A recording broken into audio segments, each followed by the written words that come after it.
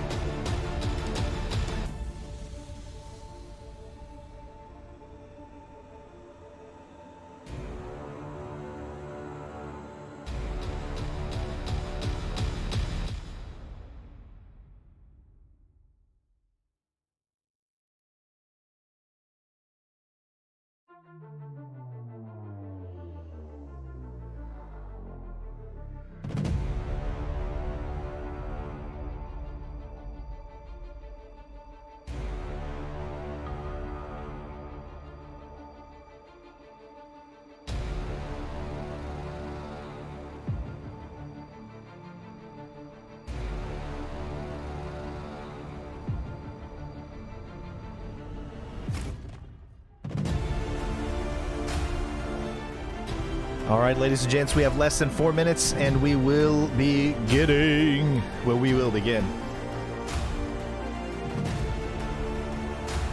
Oh, I'm so excited for the multiplayer reveal. I definitely want to see some gameplay on that. Did you guys see the new video that the Call of Duty team put out about Gunsmith? Gunsmith looks really good this year, so I can't wait to dive into that. It looks like they've really put a lot of effort into it.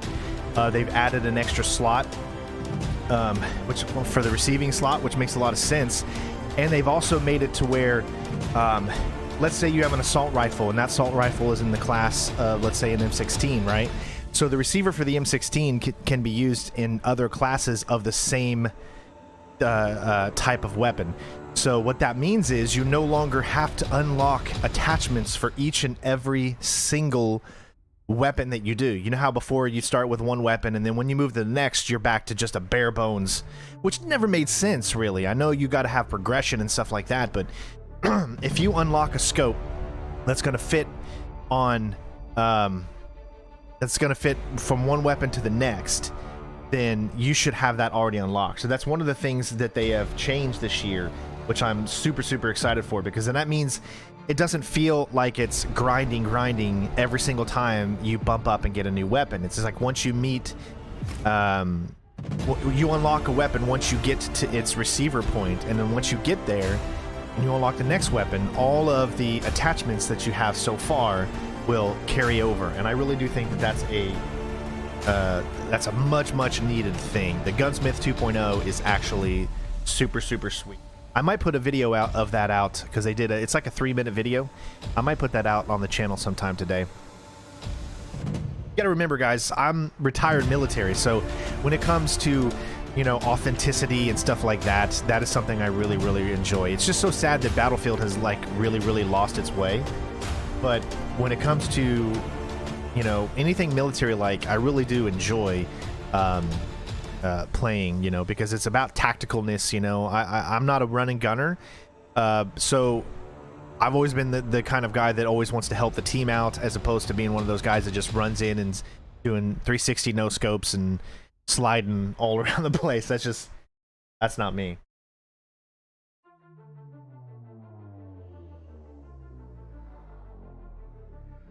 All right, so we got 1 minute and 15 seconds, and then the stream should be about to start. So I will be talking throughout the stream if there is any what I feel to be copyright points. So if you want to support the channel so we don't have to worry about copyright, leave a donation, or, you know, become a member, patron. All those things are in the description. Click the super thanks, or click the thanks button. I mean, all that really helps. So just to keep the channel alive and all that good stuff. Every bit that we get from donations and from super chat goes directly into paying the bills, just to keep the dream alive. So I promise you, no money gets wasted on that front. It all goes directly to groceries and all that stuff.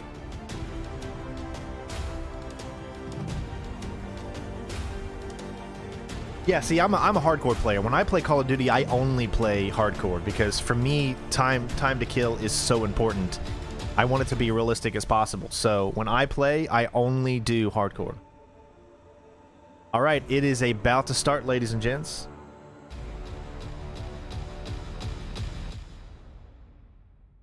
Let's get it started. I'm gonna make sure this is all the way up.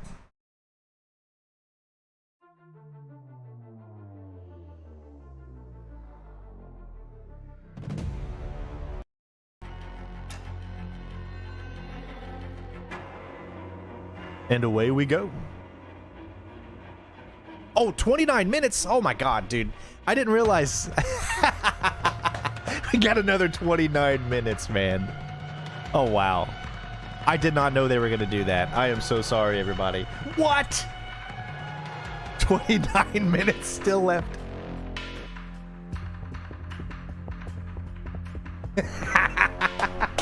How rude. So not only do they showcase, they said it's going to start at 12:30, and then they start the live stream, and then the live stream says another 29 minutes. Do you have any idea? Like, let me explain something to you. I had, and this is going to be a little gross for some people, I had to pinch one off just now, okay? Because I had to use the restroom, all right? I had to go use the restroom for the last, 5-10 minutes, and I had to pinch it off so I could get back in time to start this stream, or to make sure that we were good to go by the time that clock reaches 0. And then they do this to me. Huh? All that pinching for nothing. Sheesh. And now I've got poop fright. Like, I'm afraid to go again because I don't know if I'll make it in 28 minutes. That's just how epic mine are, okay? The problem is, though, I can't do the rest of it now, I've got stage fright.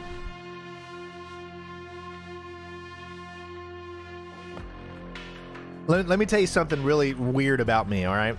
Ever since I was a kid, and I don't do this anymore. I stopped, I want to say, in my mid-20s. But I literally did it from when I was a kid to my mid-20s.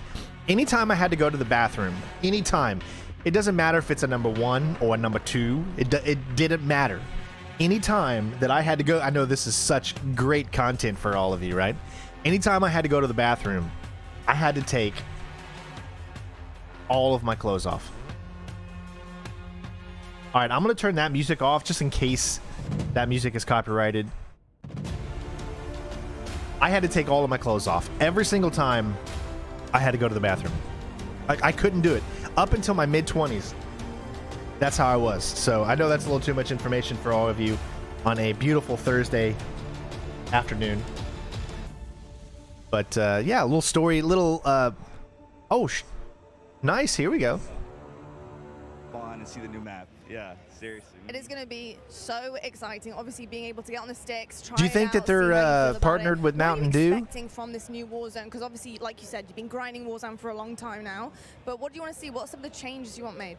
I'm definitely wanting to see like new movement, maybe, because you know slide canceling like the biggest thing in Warzone. So maybe like a new thing that bridges the skill gap and adds like a new level to like grind it out. You know? Yeah. I love that. So do I. Thank you so much. Yeah, sure you do. Have the best time. Enjoy yourself. I'm so hyped.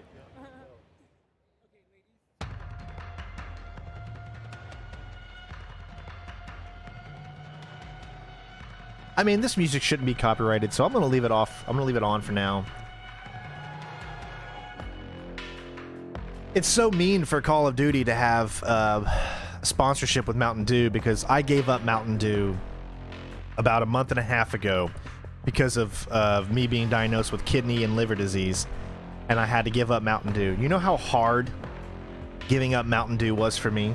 Everyone that knows me on this channel knows that Mountain Dew was like my life. It was like my lifeline. I mean, it was like every single day I'd have to have Mountain Dew. I mean, it was just like ever since I was little. My mom started drinking Mountain Dew, obviously, when I was little, and then she moved to Diet Mountain Dew, and I would drink hers, and then I moved to regular Mountain Dew, and I've done Mountain Dew almost my entire life up until a month and a half ago. I did. I passed on a Mountain Dew scholarship, or scholarship, sponsorship about 6 years ago, I think it was. I'm looking forward to seeing something that's familiar, but new and challenging. Yeah, a little bit of throwback, right? Are you excited to kind of replay an old classic in a new iteration? Modern Warfare 2 is my absolute favorite COD of all time. 2009, that was my very first Call of Duty that I ever owned. I am so ready to experience just that nostalgia again. Well, you can't experience the nostalgia again when it's a completely different game. You experience the nostalgia again when you play a remake, not when you. But you know, I digress. Anyways, yeah. So I had a sponsorship with not Call of Duty, with Mountain Dew back in 2015 or beginning of 2016, somewhere around in there. So one of these partnerships, you know, YouTube partnerships, they came to me and they said, hey, we want you to be a partner with us. At the time, I was with Machinima, and Mountain Dew came to me and they said, we have a partnership with this other company. I cannot remember what that company was, but they were going to offer me pretty much a lifetime supply of Mountain Dew, and I had to say no. The reason I said no was because I was so comfortable with Machinima that I was too afraid to get out of my Machinima contract and go with a different company, and it scared me because, you know, I didn't want to do it. You know, you get comfortable in a certain partnership, and you don't want to lose, or you think that they're not gonna, whatever company you're coming with next. Because I had never heard of this company that was reaching out to me, even though they had Mountain Dew behind them. I was too afraid to do it. And I didn't want to take the risks, so I decided against it. And probably in hindsight, that was one of the best moves I ever made, because I'm pretty sure me having free Mountain Dew for the rest of my life probably would have sent me to the grave much, much faster. Yes, it's highly caffeinated, and that's obviously why I can't have it. I can't have anything caffeinated. I haven't had caffeine in over a month and a half. And I'll be honest with you guys, I don't miss it. I honestly, I don't miss it. like at all. Like I've never felt better in my life. I'm sitting here right now with my Crystal Light. This is what I drink every day. This is the only thing I drink is Crystal Light. Crystal Light and Orange Crush. Not the soda, because no. The packets, which are all non-caffeine. That's all I drink, and I drink about 4 or 5 of them a day in a huge container that I'm shaking up right now. That's all I drink, and at nighttime I will have a glass of milk, so I can get my calcium in and all that stuff. And yeah, and then I have to take a vitamin D pill, and then I have to take a milk thistle. Milk thistle is to support a better liver. So ever since then, I haven't had any candy, no soda. We got Courage, huge creator. Been pretty but good. We also have 3 incredible pro players, ex-pro player, but amazing creator as well coming out through here.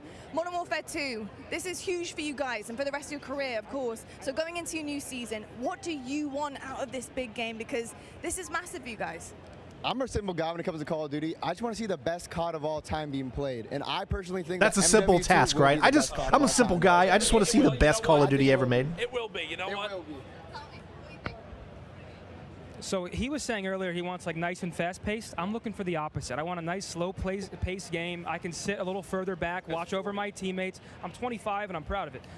And I think it's going to be the perfect mix of both. Some good maps, some good fun. I get to beat on him for another year, and I get to hopefully beat his team. Lost by 1 round recently at the big one. So hopefully a good year ahead.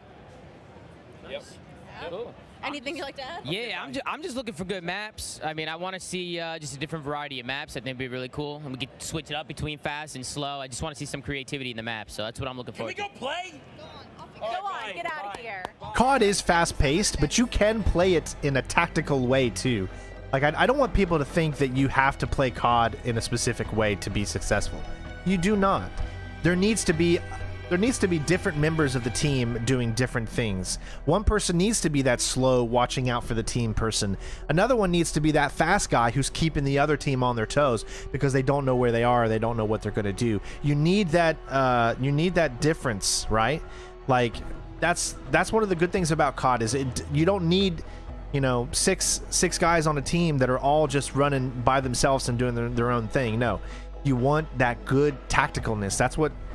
That is what to me makes COD really, really fun, is that when you get a team, like I team up with my cousin sometimes, and he's a little opposite than me. He likes to go a little faster than I do because obviously I only see out of one eye, so therefore I'm a little slower in my reactions. So, you know, I kind of guard him a little bit, like I'm kind of like his watcher or whatever, and we play off each other really, really nice, and hopefully we'll get to play a lot this year.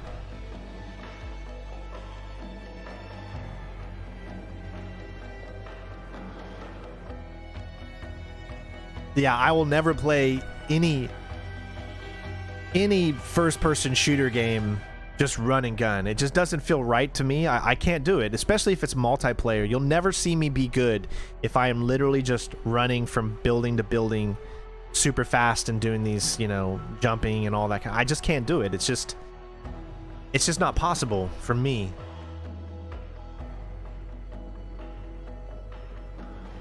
I have to be slow.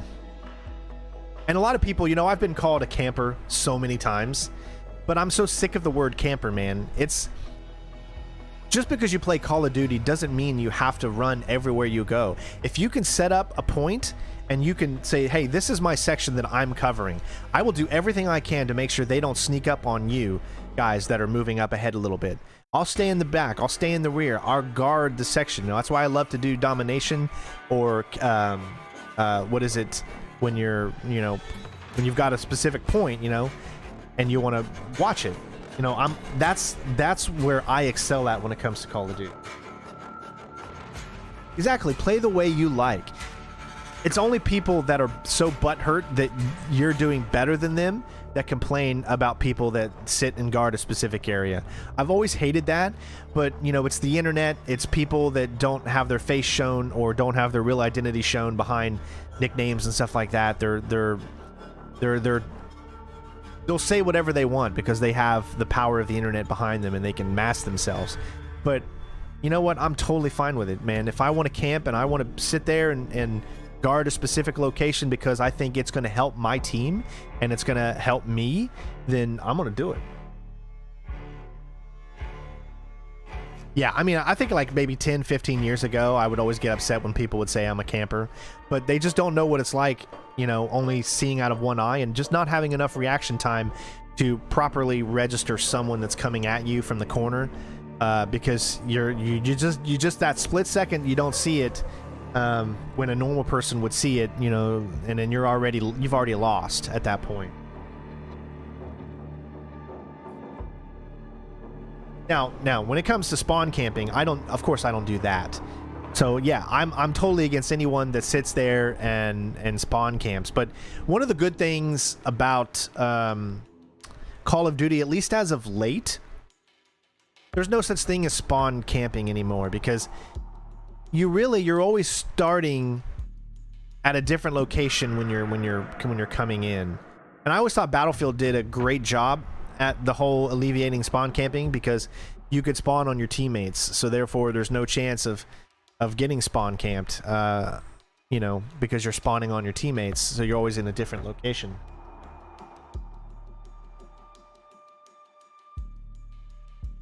But I just remember, you know, back in the day when you would always start at this location, and it happened in Halo a lot, back in the early Halos, like Halo 2 and stuff. But really today, I mean, it's a lot less prominent than it used to be, for sure.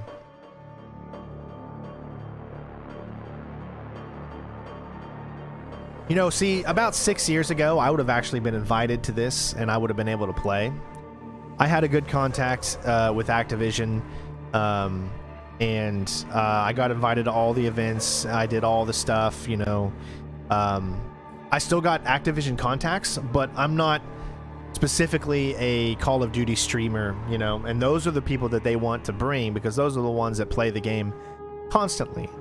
And, you know, I play a multitude of games. I'm always moving around doing different games. Yeah, 6 years ago, maybe even 5 years ago, I was still doing Call of Duty events, but obviously, you know, I don't go to events anymore, and I don't know if I ever will again. I suppose at this point I will do events with Ubisoft still, like Splinter Cell, if they have the Splinter Cell event. Honestly, being able to see a lot of people who played online together finally in the same area after everything that's gone on and being able to get back together, like that's going to be a really fun time for people to be able to like see each other across the way. Now there's a lot happening, there's a lot being revealed, you guys are getting that inside scoop on it, but we've got Warzone 2.0, we've got multiplayer, so much going on. What is your game? What is your game on COD? You know, what are you looking forward to? So I'm a huge multiplayer search and destroy fan, so a little bit different than most people here. They play mainly Warzone. Not that great at Warzone, but search and destroy, quickscoping, that's my thing. Okay, we love to hear that. And what about you? Also, Yeah, I'll answer you in search just a and second, destroy, Green, that's as soon how as we they're done met, talking. so, Hardcore. yeah, search and destroy all day. All right, so as far as the new Assassin's Creed stuff that was announced, if you watch the stream, you'll know exactly how I feel, but I'm excited. They announced a lot of Assassin's Creed coming in the next bunch of years, right? We don't know much about Codename Red yet, Code Red or whatever it's called. But I love the setting. Feudal Japan, I think, is going to be really, really cool. It's I think it's what everybody has wanted for so long, right? I know we had it in Chronicles, but this is different. This is a mainstream game. It's going to be that way. However, I'm not going to be as excited if they continue to do it the exact same way that Assassin's Creed has been for the last 3-4 years. If they continue the way it was in Valhalla, and it is just a feudal skin, I'm not going to be as happy as I feel right now. But I think they're going to add some things to the gameplay to make it feel like Assassin's Creed again, especially if you're playing as a ninja. I mean, come on. As far as Mirage, I'm looking forward to it, but I think that's just going to be Mirage is just going to be a sequel to Assassin's Creed Valhalla. I think it really is. It's great that they're going back to the roots as far as where the Assassin's Creed series started. So we're going to get to travel around Baghdad and stuff like that back then. I'm excited to play as Basim because, you know, I thought he was an interesting character. So I'm looking forward to that. I just miss the originalness of Assassin's Creed. I miss how it used to feel. When they did Origins, I really loved it. I enjoyed it. I thought, wow, okay, this is cool. I'm digging this new way. And then when it got to Odyssey, I was like, this is the pinnacle. I mean, the gameplay is great. The world looks great. But then Valhalla came along, and I, you know, as Stewie Griffin would say, I'm trying to get excited about it. But I just couldn't get excited. I couldn't. For whatever reason, I couldn't get excited, man. And I felt so bad about it, but I tried to play. I played a lot of the game, but it just felt like a reskinned not Origins, but a reskinned Odyssey, right? And I enjoyed Odyssey, but Valhalla just did not feel right to me. It just didn't. Everything felt used. Assets were overused. Everything felt too similar to the previous game. I thought Origins did it perfect, but they didn't change enough in Odyssey and then of course in Valhalla to really make me feel like I was so happy. So I didn't enjoy Valhalla as much. Still a good game. But it's the same thing with the Ghost Recon series. I know Ghost Recon's changed now, Green, since we played it. But at the beginning, the Ghost Recon series was like a shell of its former self. All this live service and open world shit, and it just didn't feel like Ghost Recon, and I felt the same way for Valhalla. I'm glad they added back the assassin ability where you can take anyone out no matter what rank they are. I think it's so stupid having ranks in Assassin's Creed game. Different things that you're going to be able to test out here today. What are you looking forward to the most? I'm most looking forward to find out more information about Warzone 2 and the future of the franchise. I think that Warzone has really helped. Okay, that mustache does not suit this guy whatsoever. The more competitive side of things, and I just want them to see them, you know, be able to refine it, come in with Ricochet this time, not have any of the issues we did with Verdansk, and really be able to, you know, just hit the ground running this time.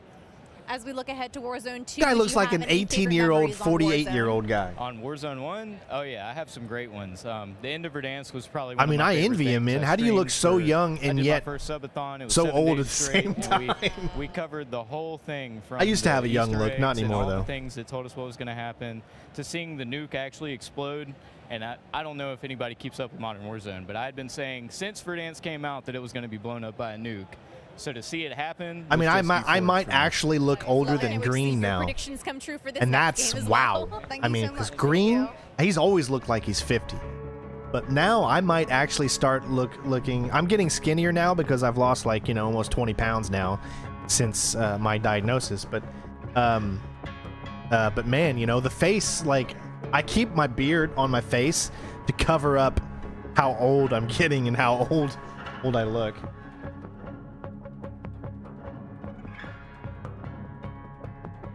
I mean, it's his style, you know, power to him for having the stash, but, you know,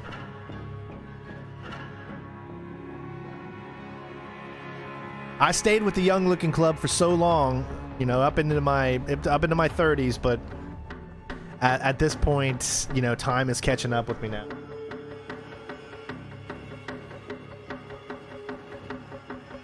At my heaviest, I got up to 255 at my heaviest, which is crazy. And I've lost 20 pounds, so I'm down to about 230 something, I think now, which for me is definitely looking a lot better.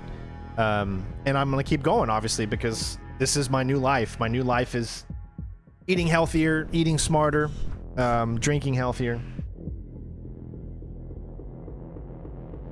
Any tips heading into your 30s? Give it a good cry. First thing I did when I turned 30 years old is I remember I was sitting in the shower. Not sitting, I was taking a shower, and I started crying. I literally started crying because I said, oh my gosh, I'm 30 years old. My life is over. I literally thought because I'm 30 years old, my life is over. That's not the case. So get your cry in and get back to work, bud. This new game, what are you looking forward to? Because 30 is not what 30 used to be. Feel you expect, especially from Infinity Ward. I think that was my favorite part of Modern Warfare 2019. Was just how smooth everything felt. I love the field upgrades. I'm wondering if they potentially added any more. And at the end of the day, they've already teased earlier today the brand new Gunsmith 2.0. I want to see what type of crazy weapons we can come up with. I cannot wait to just lay the smackdown on all the Call of Duty League pros that are here. They're all absolute noobs. I'm looking forward to today. So now that I'm pushing 40, I'll be 40 next year. I'm gonna do the same thing. I'm gonna cry in the shower, and then I'm gonna get back out there. And then I'm going to kick some butt because 40 is nothing. 40 is nothing anymore. Like 30 years ago, you know, you looked at your grandpappy or your granddad and you were like, man, he looks so old. And he may have only been 55 or 60 years old or something, you know. And you look at it today, you know, like say my mom-in-law, you know, she's 71 years old and she is hard charging, man. She's out there like she won't stop. You know, she's a go-getter. She's got so much energy, you know, and it's like the old folks of today are like it's gone. It's like not anymore. Like it's like we're getting younger as we get older sometimes. That's a very, very crazy thing to say, but it is true. If you look at the age of people 30 years ago and you look at the age of people today, you'll notice that the norm has completely shifted. All right, Swag, so good to have you guys in the building. Of course, we have Modern Warfare 2 coming up. You're going to get a chance to get on the sticks and play. Hey, what are you talking about, Green? I had a freaking newborn 2 years ago at 37. So I don't. I think I know what you feel like, man. Infinity Ward is my favorite company to make the game, so I'm super excited. Amazing stuff. So, gents, how are you guys feeling? We've got Warzone 2.0. Our first event here, so I mean, we're really excited to be here. I'd be up there like, I've never played Warzone. I'm not sure. I'm feeling good. I'm super excited. This is the first Call of Duty event, like said, this is our testing wise that I've been to. Really yeah, let's have them both really talk at the same time. I don't know what to expect, but I'm just ready to play. Oh my god! Any favorite memories from the original Modern Warfare 2 that anyone wants to share? I remember the first nuke I ever got was on the map Estate, and I was hype. I was like 13 years old. Silence ACR going crazy. I mean, I didn't play it either. I went back and played it, but it was already too late. It can be a more recent memory. I'll tell you what, though. I was a campaign guy. All right.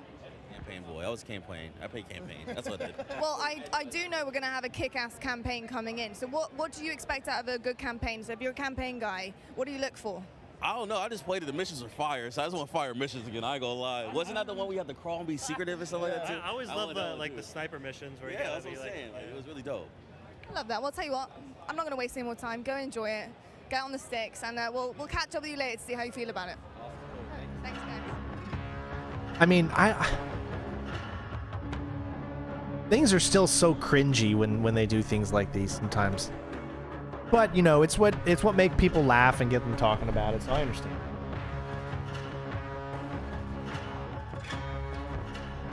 Yes, Call of Duty. Hey, I buy Call of Duty games for the campaign, man.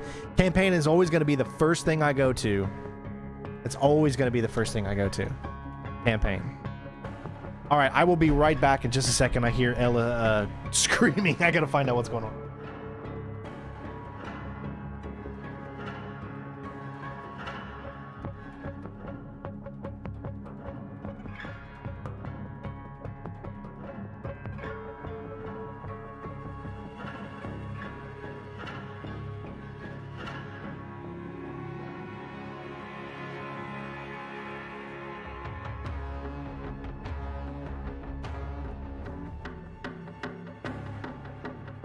All right, I'm back. So we had to give, I guess, Jen. I just asked what was going on because all I could hear downstairs is Ella going you know, screaming up a storm. That's because she's getting punished right now. She is in her. She has to be in her playpen right now because I guess she did something bad. So she's screaming her way. I'm excited. I'm excited to see the map with Caldera. There was a lot of like elevation. Well, happy late birthday, bud. Like the big 4-7, man. I'm hoping to see a lot of like buildings for like building. You should be I'm a close range player, so should be playing a lot of Hitman this year, right? I'm just gonna start calling you, Carlo. I'm just gonna start calling you Agent 47 now.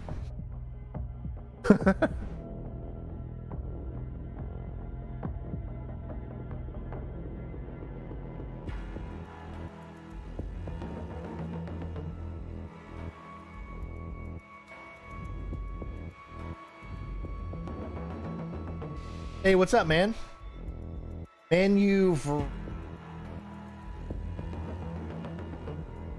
Ron? What? Manuvlaron. I'm sorry. I'm just gonna call you man. What's up, man?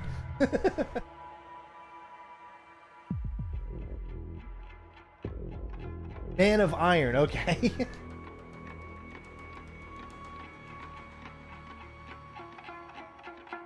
Okay, gotcha. Sorry about that. I was getting a little confused there. All right, ladies and gents, here we go. It is finally time for this.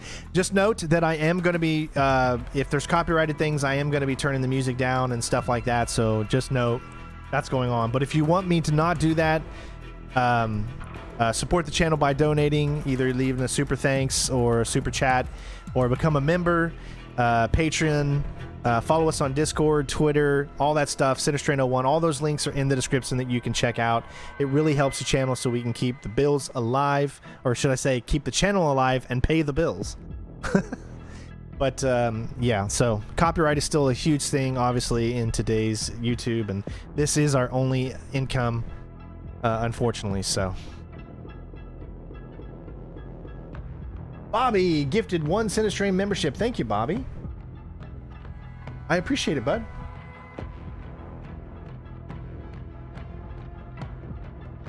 Hey, Kat, what's up?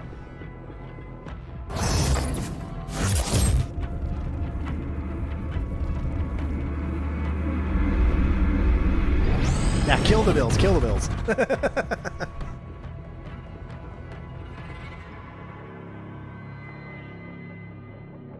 Thank you, Christian, for the resubscription. Thank you, Texas. I appreciate it. All right, it's go time.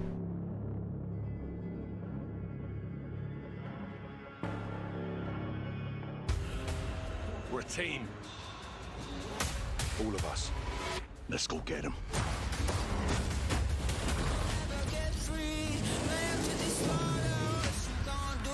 Yeah, see, that's copyrighted right there.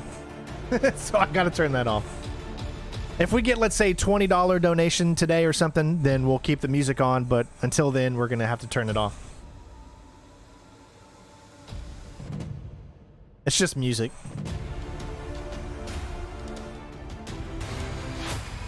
They are your brothers now! Yes, sir.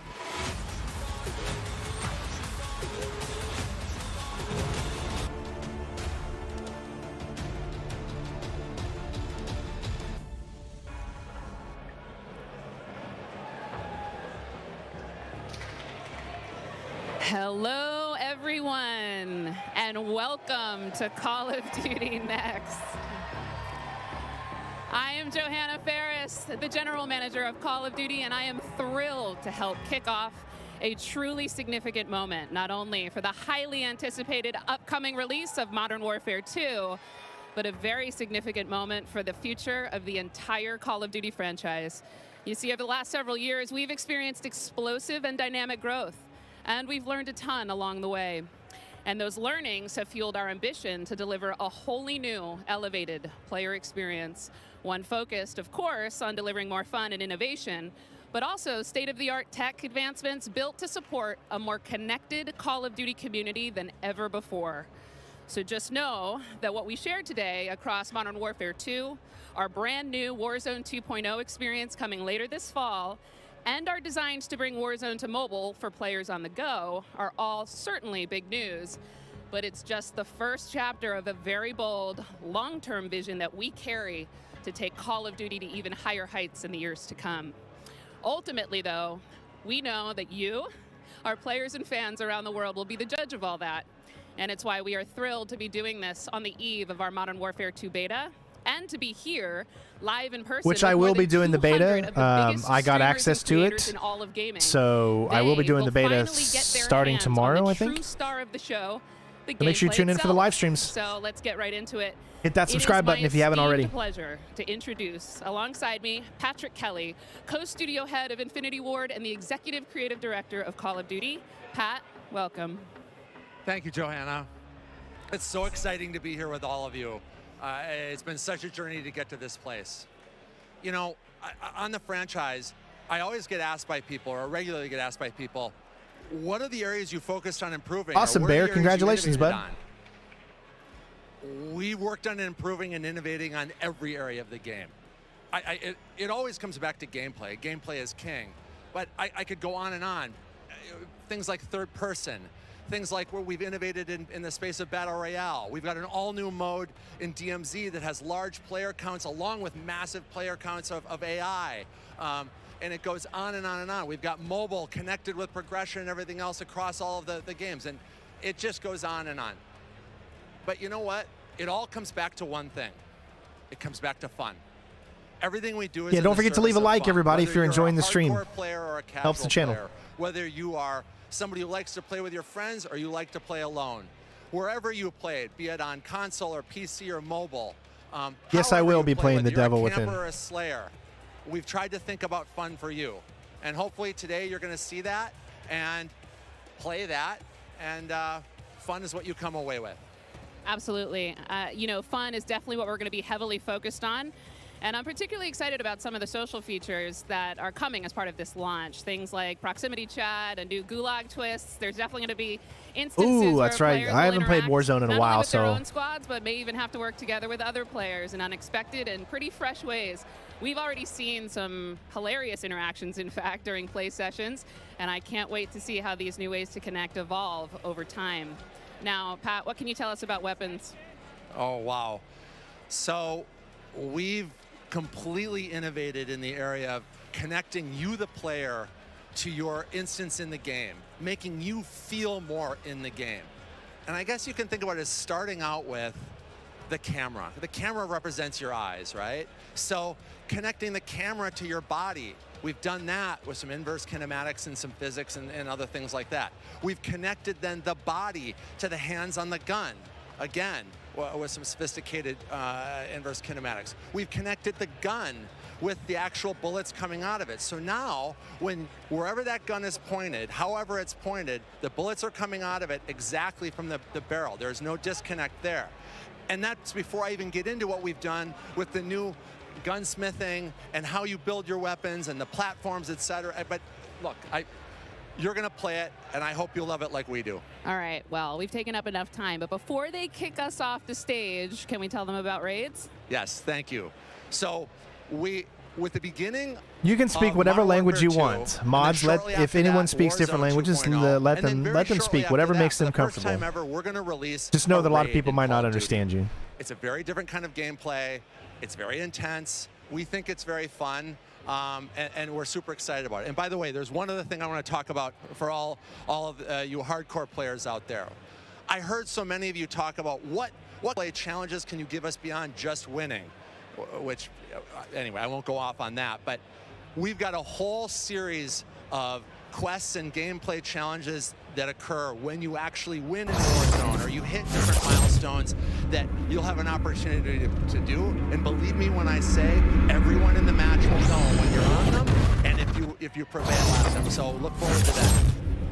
Big things ahead. And now, before we kick it over to Miles and team to carry the day, we are extremely excited to give you the world premiere of the Modern Warfare 2 multiplayer trailer. Thanks again, and enjoy the show. Modern Warfare 2 world premiere multiplayer trailer. Got intel reports Hassan and the cartel forming terrorist cells all over the globe.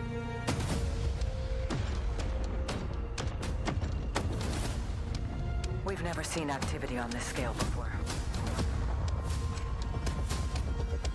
They have an army. But we have each other. The world is a vampire. Oh, God. Always got to have copyrighted music. Do they know it's a black screen? Are they aware they're not showing it? Oh, God, that's hilarious. There it goes. I gotta have some music mixed in there. Enemies above. Drill charge. Eyes on the hostage. You're gonna be okay. Oh, man, it looks so good, though, right? Keep going. Gotcha.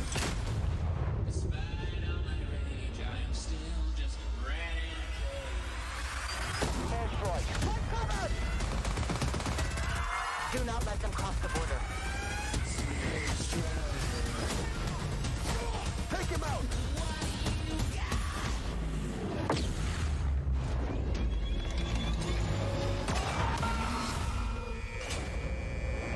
Get ready, team. We have never seen a war zone like this. The world is a vampire. They're behind us. Shots stick out. Enemy healer.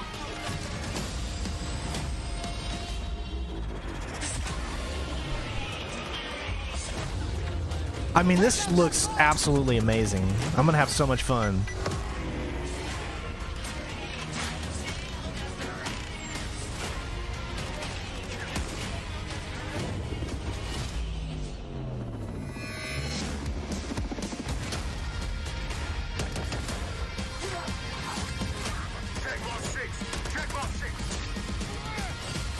I'm on my way. The world is a vampire. Pre-order Oh, now and get early access to the open beta. I cannot wait to play this. Are they doing it again? Are they playing the trailer again? And the cartel. They're playing it again, I think, because they messed it up. So they're playing the trailer again. We've never seen activity on this scale before. They have an army. But we have each other. The world is a vampire. the whole stream is the trailer on a loop for 30 minutes.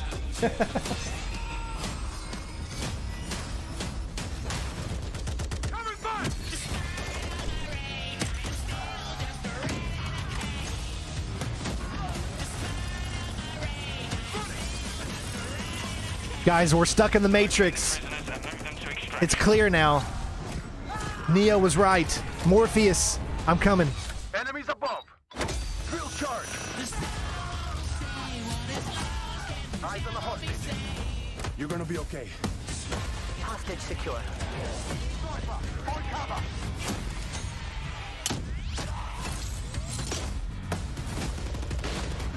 Yeah, this... I would say this looks really good. I'm very, very excited about all of this. So far, it looks like it's going to be very, very good. But we all knew that this was going to be good, let's be honest.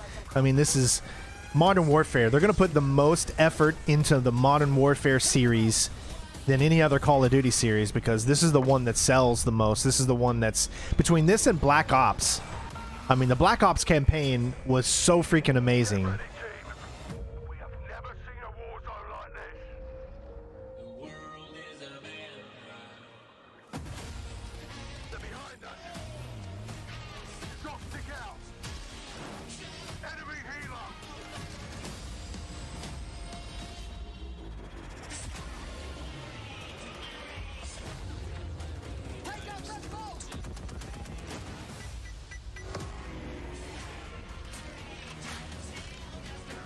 Remember, everybody, if you're new here, we have all kinds of walkthroughs on all different types of games.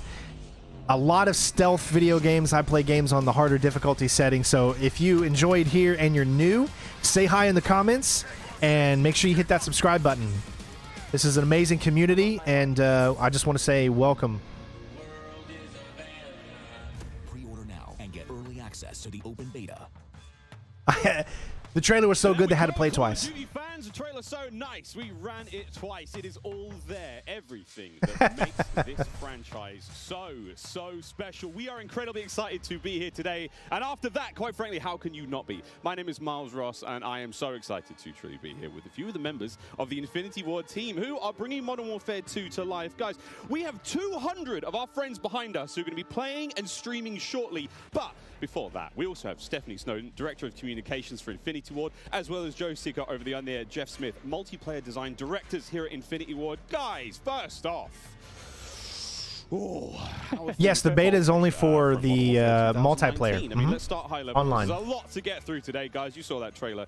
Let's go with the philosophy, Steph. Let's stay high level. What went into the creation of the game? You said it precisely. There is so much. This game has just so much content. It's got something for everyone, and it's really been the result of 3 years of hard work at IW and our partners across all of the Activision studios. And so much of that work started with you guys at home. The community, the fans, our creators here, and that conversation and feedback from 2019 is really been a core piece of what Modern Warfare. Thank you for the renew, Brian, and thank you, Raj, for the subscription. That we hope to, continue, especially here today. Well, we've got so much in store with this MP experience, and people like Jeff and Joe here, who I am honored to work with, and their experience on this franchise. We're in good hands. Indeed. Okay. Is this an Allstate commercial? Well, I don't know where to start anymore. Let's set up what Modern Warfare 2 multiplayer. Mario, is thank you for the boss. Let's stay high level for now. Membership, appreciate it, bud. Friends, juicy details. Sure. I mean, when you come into making a sequel, it can be kind of tricky. What do you keep from the previous game? What do you get rid of? And where can you add new things in and not mess up this kind of nicely balanced ecosystem? And so we came up with a few methods. One of them being player behaviors. And I say behaviors and not play styles. I think a lot of people will say play styles, but that can kind of change during a match. But behaviors are more ingrained in how players play. And we just put them into 3 big groups. We call them rushers, which are just aggressive players. They just want to find the action and go. And then we have sentinels, and these are defensive players. They want to just kind of hold down a building, maybe keep a little overwatch.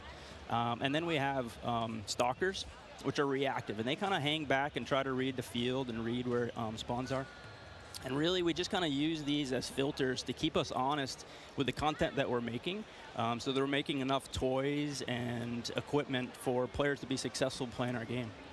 Sounds like a lot of fun. Stephanie, what are some of the new features coming to multiplayer, some of the new stuff that you're most excited to talk about? Oh boy, there are a ton of new features to dive into with this game, but we really pushed forward even the most fundamental aspects of what makes a Call of Duty game with Modern Warfare 2, and it's been really amazing for me to come on board this past year and see these innovations coming to life, to hear Jeff jump into, breaking down the 1v1. And personally for me, water. Our water, I've seen the memes, we love water. It's really hard to make in games. But the aquatic combat, They're not joking. Water is actually really tough to make in video games. A lot of people don't even realize that. Immersion is really going to speak to fans, and has been something that I've really You ever see a character pick up a glass of something and try to drink it? It looks so bad. I mean, it's just how it is. Details about our water-based adventures in MW2? Yeah, I mean, last game we really wanted to add water, and we knew we didn't have time, right? So in Verdansk, we froze the rivers and we made the outskirts just a kill trigger. In this game, as soon as we started Modern Warfare 2, we leaned into water, both visually, beautiful caustics, there's waves with white caps, but we also, the gameplay side, there's unique ballistics underwater. You only can use certain weapons underwater. Your pistol is your weapon underwater, otherwise you can't use your primary weapons. But it's also a nice cover or evasion mechanic. If you're getting shot at, you can dive into the water, and as you get deeper, it gets murkier. Like the farther you are from something, you can't see it. And so it's been super fun for us to dig into water and really flex on what water could be in Call of Duty. And you saw the boats and the mine that floats, and every piece of equipment has been filtered. Like, how does it work through water? Like, we had to look at everything in the game and say, how does it work in water? What's the best version? Our vehicles will just slowly submerge. Yeah, they really would, instead of blinking out. Yeah, everything. A lot of details. The behaviors are awesome. Oh my God! Well, I can't quite wait to literally dip my toes into those waters. But guys, let's not forget about the ground and the air. Like, I mean, what else is going to be coming to the movement system, Joe? What do we got? Well, you know, last game we did mount, and we had slide, and even though we're a military shooter, fluid movement is super important to us. So this game, as you saw in the trailer, you can see here on the video, we have a new ledge hang mechanic, and that's essentially a high so mantle. cool. But instead of doing a high mantle and throwing yourself up over into combat, you can now peek. If you have a pistol, you can pull that pistol out and use that.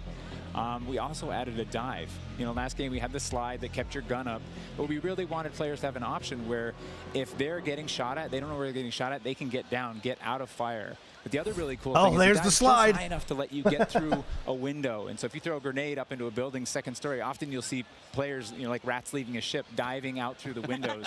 And it's just another option for players in combat. Yeah, and all of these dynamic movements mean you can interact with vehicles specifically in a very cool way. I'm going to save some of that gas for when we get to Warzone 2.0, but it's really exciting. All right, vehicle details to come. But now, guys, let's talk about equipment. Obviously, Call of Duty, crazy sandbox, a lot of cool toys to play with. Joe, what are some of the new dynamite new items that we're going to be throwing at each other and equipping and using and all sorts in the next game? I mean, you saw some cool stuff in the trailer. You saw the drill charge, you saw the shock stick. One of the other cool ones you saw is the inflatable decoy. And this is a mine that you can throw out, and it basically sits there, and if a player gets close to it, it auto-deploys and basically inflates like a car airbag going off.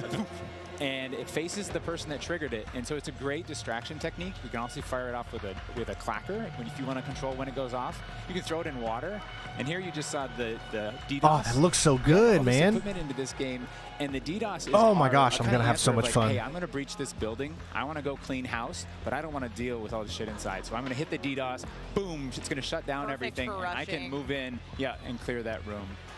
You saw the heartbeat sensor is back. It's got a new look. But it also has a battery as a balancing mechanic, so you can't use it indefinitely in Warzone. And there's so much This is the TAC cam too, which you guys just saw, which to me is my personal favorite. You can put out a lot of them, and even you can patch into your teammates, so you can. It gets a little crazy. Yeah, kind of like a sticky GoPro, but will actually mark more enemies for your team. Yeah. So I expect to see a lot of fun. There's with that today. so many toys and tools that we're like want players to get in and play with. I think there's something like 13 field upgrades, you know, between Warzone and Quarantine, and it's pretty awesome. Until they all go DDoS. Yeah. All this talk about equipment, it reminds me, I mean, that's one element to look at now, but we've also got Gunsmith, brand new Gunsmith. Guys, what can you tell me about it, and how will it change the way that we level our weapons and manage them? I mean, what's going on there?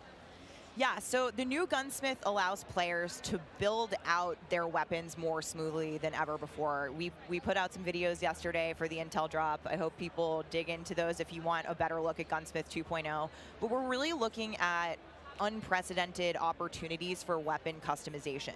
And the new weapon platforming will actually allow players to unlock universal attachments. This is what I'm so excited about. So we saw a lot of really positive feedback from the community yesterday. This is sort of intended to, decrease the grind. You're no longer unlocking. I'm gonna put this trailer out on the channel today sometime. Weapon. There will be some shared attachments through progression.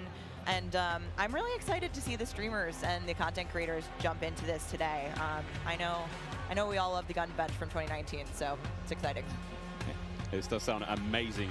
So we've been hearing a little Yeah, bit Jackson, about I'm trying to figure out how to turn it shed down, but I'm using very Stream cool. Elements, so Can it's you dive into becoming a those little details, hard though, Joe? to I do. mean, what can we expect? Yeah, I can add a little bit of what Stephanie said.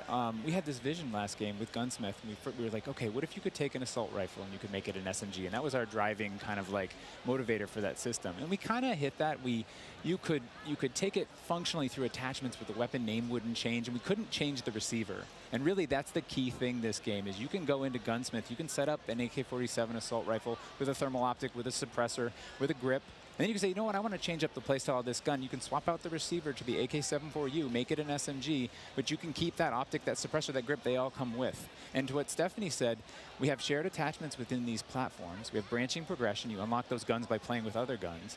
And then we have shared attachments across all guns, and it's all to hit this vision of I'm building up an arsenal of weapons and an arsenal of attachments. I'm sitting down to my gun bench, and I'm going to make the perfect weapon for me.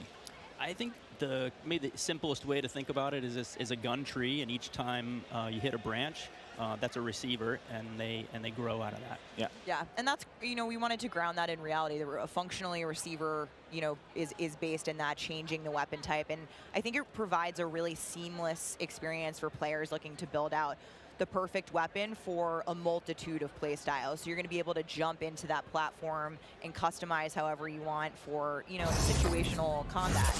And you're actually going to see the FJX Cinder weapon vault in action today, which is the entirely unlocked Platform 1. Is that a little bit lower? Mic 4. And the weapon vault maintains its I can try to go even lower properties across all corresponding attachments. So we've heard you talk about the Frankenprint. This is our answer. It's an extremely rare. This is a huge, project for our teams to design these, but it is the ultimate weapon blueprint. And even better, you can unlock the entire Cinder weapon vault with the Vault Edition of Modern Warfare 2. Playable in beta. Available in beta, so we can rock with that thing all weekend long. Okay, so Gunsmith looks incredible. Okay, I'm excited. I cannot wait to get into this one soon. Our streamers are going to get into this one soon as well. But first, guys, we need to hear about maps and modes. We've got our tools to play with, equipment, weapons, maps and modes, though. Let's get into this one. Let's get into the design team, the philosophy, I suppose, behind building out maps. Jeff, this is for you. Yeah, right from the start, we knew we wanted to build another big map, not only for Battle Royale, but also for this other mode that we've been working on for quite a long time. There, I turned the sound off for it, so I apologize. I read about that on the internet. Yes. But, when you lay out these big maps, it's kind of a collection of all these little POIs, these points of interest. And within each of these, we've really fine-tuned that they can play large-scale core modes like Ground War, and a bunch of others really well. And so, stepping back from this large map and looking at how much open world sandboxy gameplay that we have, we looked back at our 6v6 maps and really tried to refine and make them a tighter experience to contrast all this big world kind of exploratory gameplay. So the maps for 6v6, in comparison to the last game, they're just a little bit more straightforward, a little bit more refined, and I think fans will really enjoy how quick they play. That sounds... A lot of diversity in those maps as well. A lot of visual variety, some colorful maps in there, and I think they feel really clean. Guys, you're moving me in ways I didn't imagine to be moved today. Excellent stuff. Cry? I might. Hey, it's the first time for everything here on air. We've got some of the maps that we are going to be seeing in MW2. Starting with one, we've got a real fun one here, guys. This is one of the aforementioned battle maps. Team, can you give me some details on Sarif Bay? So Sarif Bay is this little fishing town in the south coast of our big map, and we picked this because it has such a great mix of gameplay. It's right on a harbor, so we get to show off all our boats and our new amphibious APC, and swimming, as we've already said. But what you get inside the town is this really intense urban combat with all these tight little alleyways and all this great rooftop combat. And mixed with our ledge hang, you get these really cool parkour combat action happening. Yeah, I love how you describe the rooftops there on this map specifically as like a separate ecosystem. You can kind of migrate that entire vertical. You can go up there and just hang out and fight other snipers. All right, well, that looks fantastic. Jeff, okay, so that's one of our larger maps. What about some of the 6v6 maps? I think we have some footage of one of the new maps that we're going to be seeing today, named Mercado Las Almas. Do you mind giving us some details on this one? Sure. Mercado is a little street market in a historic section in Mexico. Our story behind this is, the authorities have some intel that narcotics are being smuggled out of a warehouse, and they're going in trying to find and seize them. This map plays really fast and a lot of action right down that center lane. The Mercado is a very dangerous neck of the woods, so watch out when you're playing in the beta. It plays fast. Cannot wait, really cannot wait. Looks fantastic, and again, interesting to see how that ties into campaigns and whatnot. All sorts of fun and games ahead of us. Looks amazing. Battle maps, core maps, 6v6, all this looks fantastic. But let's go back to modes. So we've seen some maps. What about the modes being played on battle maps? We will have the return of Ground War, but we've got a new large-scale mode that you've alluded to, right? Let's talk Invasion. So Invasion is it's a big war map. It's Big War TDM, or we affectionately call it the shipment of Ground War. It's 20v20 players, but there's also 20 AI on each team. AI are coming in fast roping. They're coming in on medium birds. And it's this high action mode. It's super fun, but it's also really chill. The announcer's not barking at you. He's not saying like, hey, get to B, you know, they're taking C. You can kind of play it how you want to play it. You sit up on a rooftop and snipe. You can grab a shotgun and go room clearing. If you push too far into the enemy's base, AI will come hunt you. But we've also been really conscious of where we put AI in multiplayer. We didn't put AI in kill streaks or anything like that because we don't want AI showing up in search and destroy. We don't want AI in domination. This mode, though, however, was built for AI, and it's a super fun mode. I like that. This is going to be fun. I'll play that mode a lot. We took the name Ground War from a playlist in MW2, and that was just large-scale TDM and DOM. And we kind of did the DOM in the last game, and now we're able to add kind of the sandbox TDM, and so we're kind of completing the cycle of that that old playlist. Yeah. Well, this large-scale stuff looks amazing. This looks so awesome. And okay, so what about the new 6v6 modes? Let's keep dialing it in closer and closer. Steph, what have we got? Yeah, so we also have 2 new 6v6 modes that you're going to be seeing here played today, and they will be in beta in Prisoner Rescue and Knockout. Prisoner Rescue. Okay, let's go into Prisoner Rescue first, Joe. So Prisoner Rescue is an attack and defend mode. It's a round-based mode. The defenders have 2 prisoners. They're kind of spread out, and they need to keep hold of them. The goal of the attackers is to get to those prisoners, pick them up, and carry them to exfil. When you pick them up, you enter what's called a wounded carry, where they're up on your shoulders and you can't use your primary weapons. Instead, you have to use a pistol if you brought it, or you're just stuck with fists. But the way that we give the attackers an advantage once they grab that prisoner is they get a radar sweep for their team, so they can call out where the defenders are. And the objective icon over the prisoner goes away as soon as they scoop them up. So now the defenders have to basically rotate back to the exfil and set up defensive positions. And it's this heart-pounding, adrenaline-pushing like mode once you grab that prisoner and try and get them out. Yeah, that hero run to exfil is definitely I like that. Big S&D energy in this mode, which resonates with me in my time in esports. So this is my personal favorite of the new ones, and also sort of the strategic revives that happen. There is a revive mechanic, and so you are able to pick up your teammates, and I've seen some pretty wild comebacks in our playtest so far. It was a lot of fun. We got to play a tiny bit yesterday. It was amazing. Incredibly fun, and I know the community is going to love diving into it over the next week. Okay, I can hardly believe that there's actually a lot more content to get through, but there's one more thing I have to bring up. I have the honor of officially announcing that third-person view is finally coming to Modern Warfare. Oh, this is going to be so cool. What are the details behind this one? We got a little teaser of it on stage from Patro, but what are the details? Yeah, you saw a little hint of it in the trailer, too. It's been a pet project for us, right? We've always wanted to do third-person, and all while we're working on all this other stuff, we've been kind of lifting up and doing third-person in each mode. And the cool thing is that it's a modifier on our game, right? We can just turn on third-person. In the beta, we're playing it in Hardpoint, but we want to try it post-launch in S&D. We want to try it in VR. And we have, you know, camera work. The camera collision's been reworked. It handles tight spaces. There's a water camera. There's an interior camera. You can feel the weapon shake when you're firing with it. And it's just, we've put a lot of work into it, and we're excited for people to give it a try. Incredible. I can't wait to see what third-person COD feels like in 2022. Sexy skins and everything. This is a lot of information, Steph. Like, there's a ton here. I tried to warn you. We're delivering a lot of new features for you guys to try out ahead of release. And I said we were going to be bold with this beta, and we are, but there's even more to come at launch. So this is just a taste. How is this just a taste? How can there be even more? I mean, we haven't even got to Warzone yet. Not even, okay. Okay, so what about this year's third mode?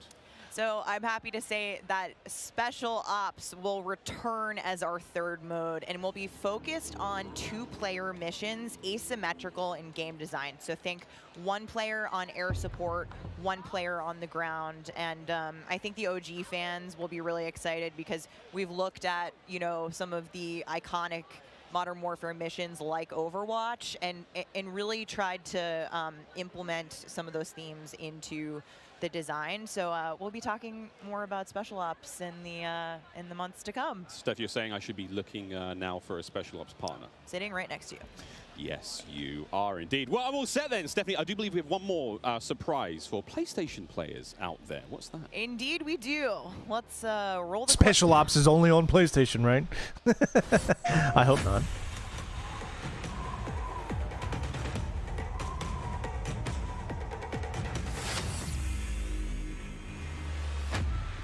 Empty-handed, I was born. Empty-handed, I will ascend. Blade or bullet, fist or bow. Spear, stone, or arrow. These are merely tools. I am the one to fear.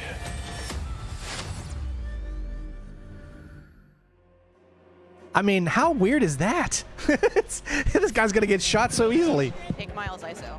Especially if he's walking around. PlayStation players will receive an exclusive operator, Oni. Oni is a warrior and gun for hire, descended from centuries-old samurai clan and torn between country and family, just like me.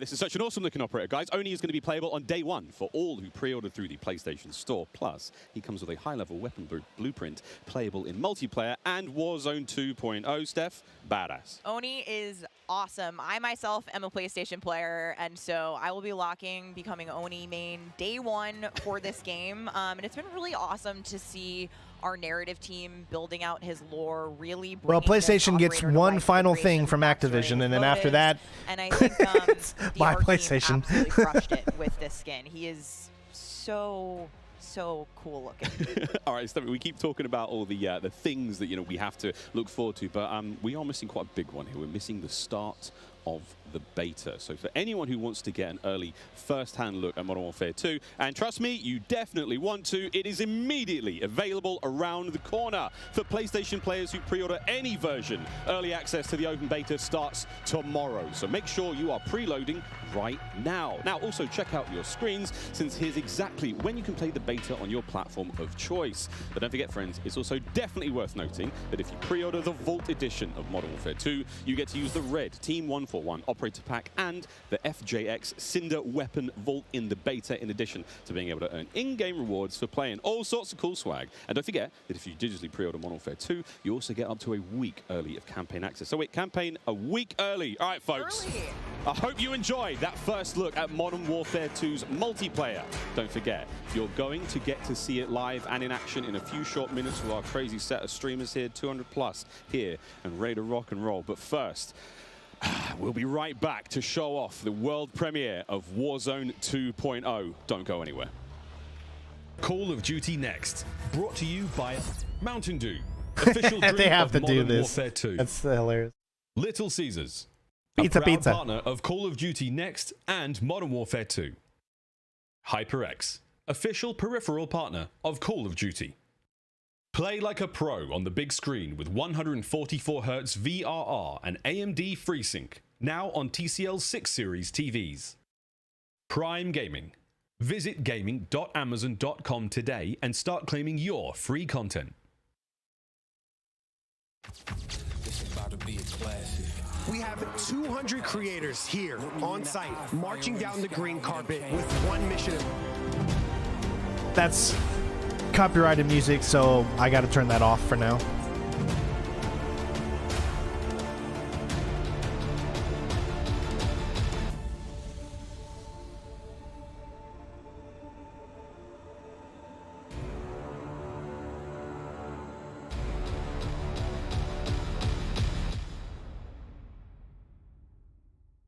All right, we're coming close to finally the gameplay reveal. So it looks like it's just a few minutes away.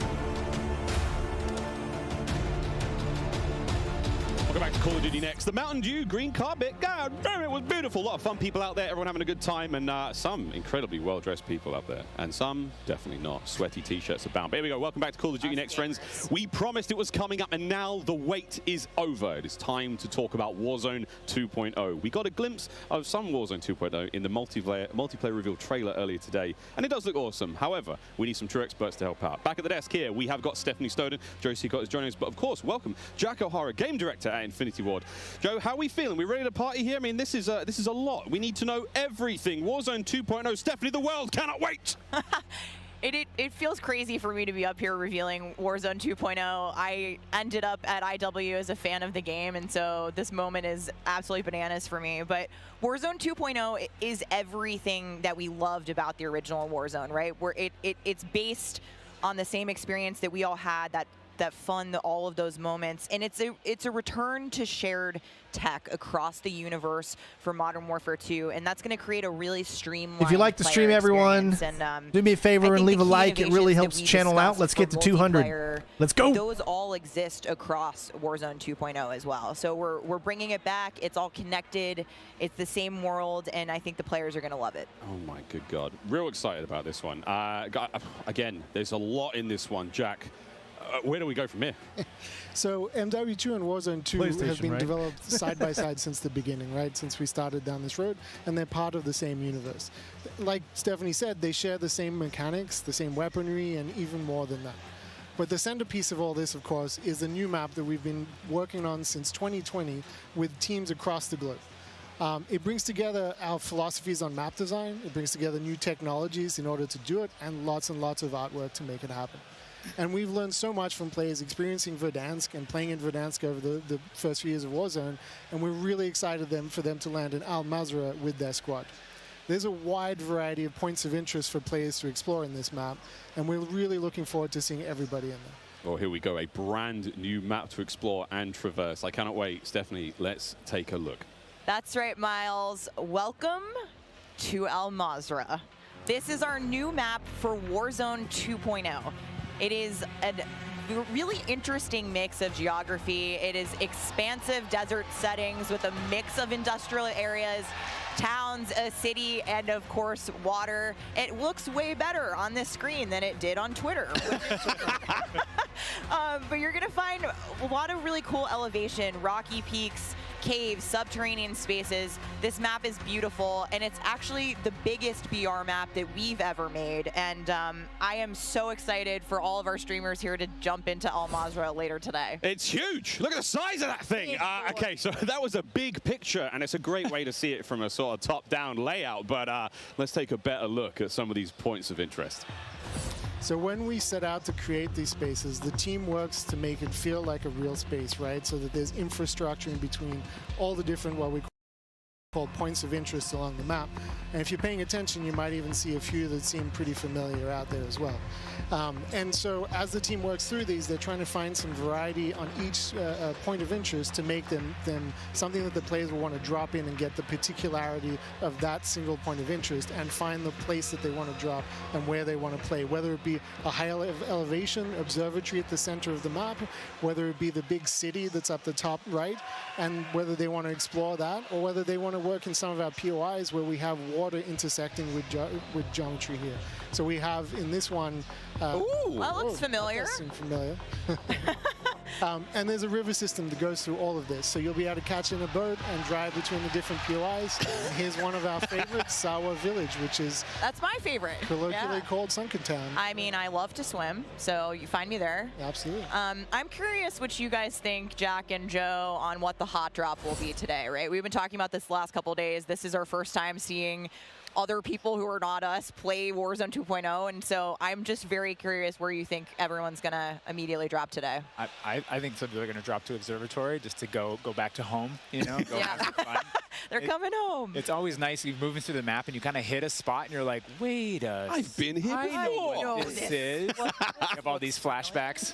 Yeah, there's a lot of nuggets in there for some old Modern Warfare fans. Yeah, I'll say Corey. I think that's gonna pop off. I think people. Yeah, there's a campaign, in this game. Yeah, of course. As long as possible in this match. But Smart. We have some news for our edge of the map players coming up. Ooh, all right, guys. Well, the map looks absolutely gorgeous, and I can't wait to watch our streamers here drop in early in an alpha build later on today. Okay, so moving on to the gameplay, we've got this beautiful space to play in. How do all of these multiplayer elements we've talked about a little bit earlier, how do they fit into Warzone 2.0? I mean, the super simple answer is. I hope we get some actual versus multiplayer too. I don't want to see just Warzone 2.0. I want to see versus multiplayer as well. Like, it's all of it's been built from the ground up. Probably going to be a pretty long stream, everybody. The slide, so the dive, the water, like more swimming. Yeah. Oh. This is a great taste of some of the water combat. I can't wait to go full Captain Miller. You know, Apocalypse Now coming out of the water, knifing people. I mean, this just looks.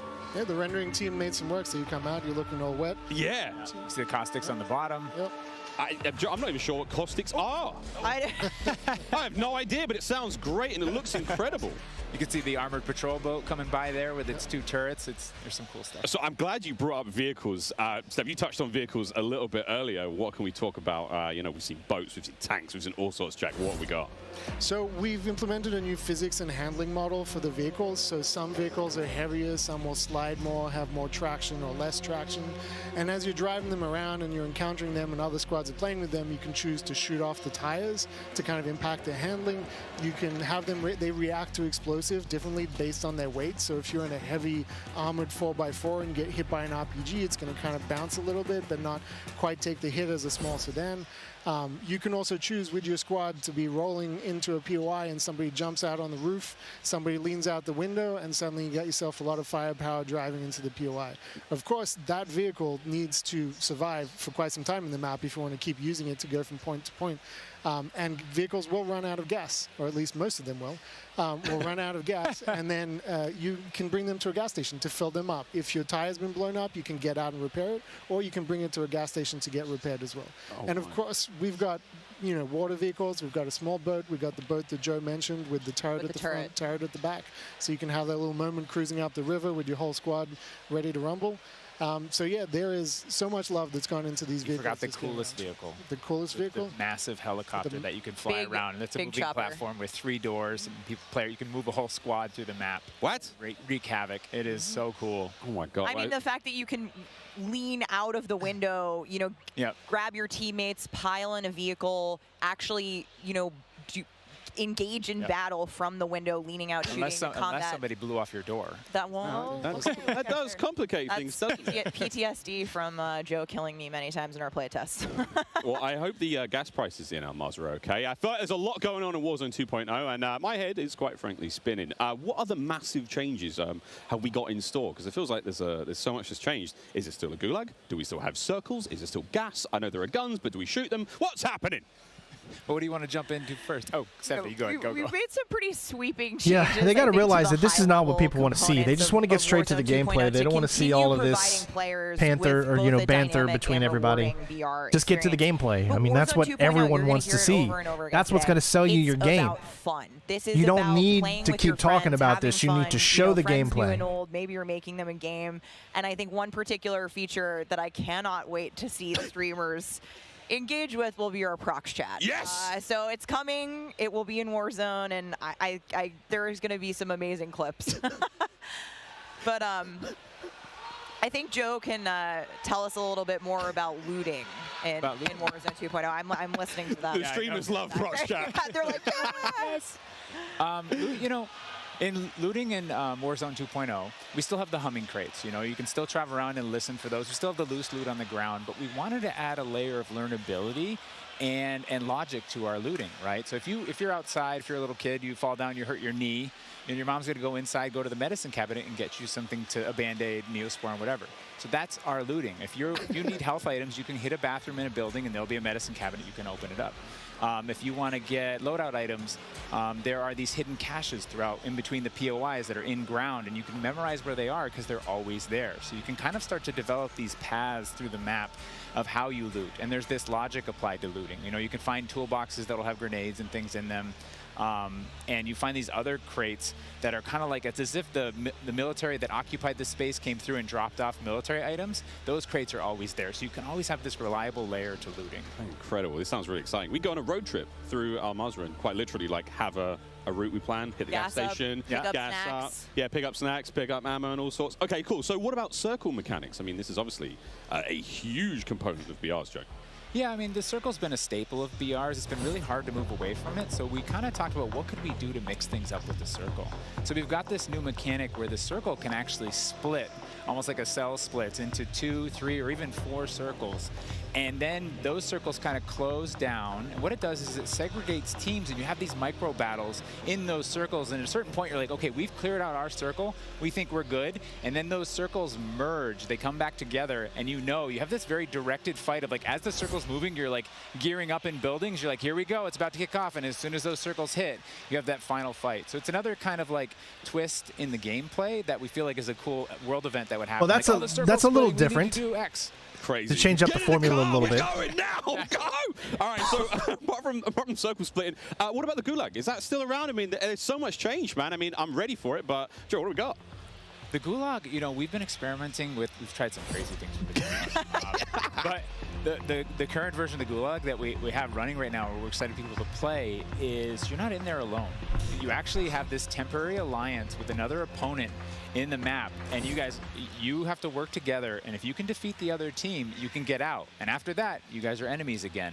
But for that moment, it's like, all right, we need each other. Let's do this. You use the proximity chat to talk to each other.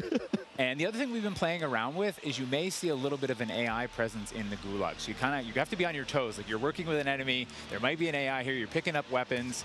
And we're excited for people to try it. And yeah, we're going to get feedback today, too. And like Joe said, we've been through some pretty wild iterations of the Gulag, which I will not reveal here. But I'm sure you can turn the proximity chat off, Green. There certainly is a lot. I would hope so. Jack, I have heard of a new concept coming to Warzone 2.0 called Strongholds. That will include AI that may impact how players get their weapons, etc. Can you clue me into what that's all about and if it's even true? Absolutely. So strongholds are reinforced buildings that the AI is occupying inside Al Mazrah in BR. And the players can choose whether or not they want to engage with them and assault them to get cool rewards, including free loadout items, which is one of the new ways that we're adding for players to get their hands on their best weaponry.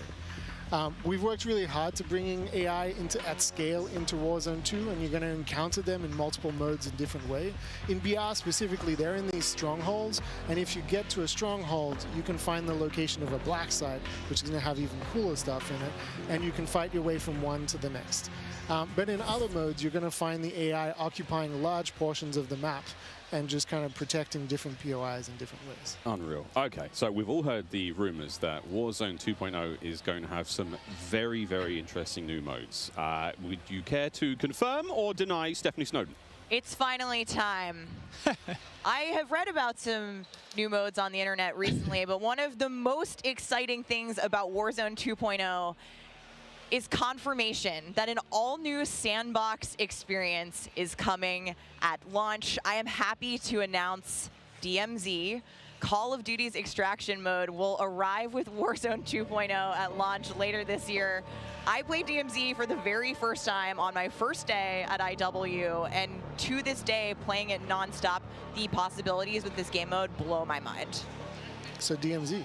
I can also confirm that DMZ is real. We're not going to go into depth on it today because we do have to keep some stuff in reserve. What I can tell you, though, is we've created a rich sandbox where you can define your own win condition.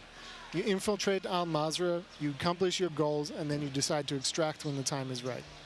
It is played across the whole map, and the AI is occupying large sections of the map, and they are lethal opponents, and they do command your respect. You have to watch out for them. You have to work with your team.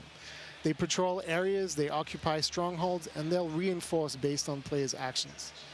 And then on top of all this, you can choose which mission you want to accomplish, or you can chase after a variety of activities in the world. And you can play this differently depending on your playstyle. You can go loud, like I always do. You can go quiet, or you can hunt other players or avoid them entirely.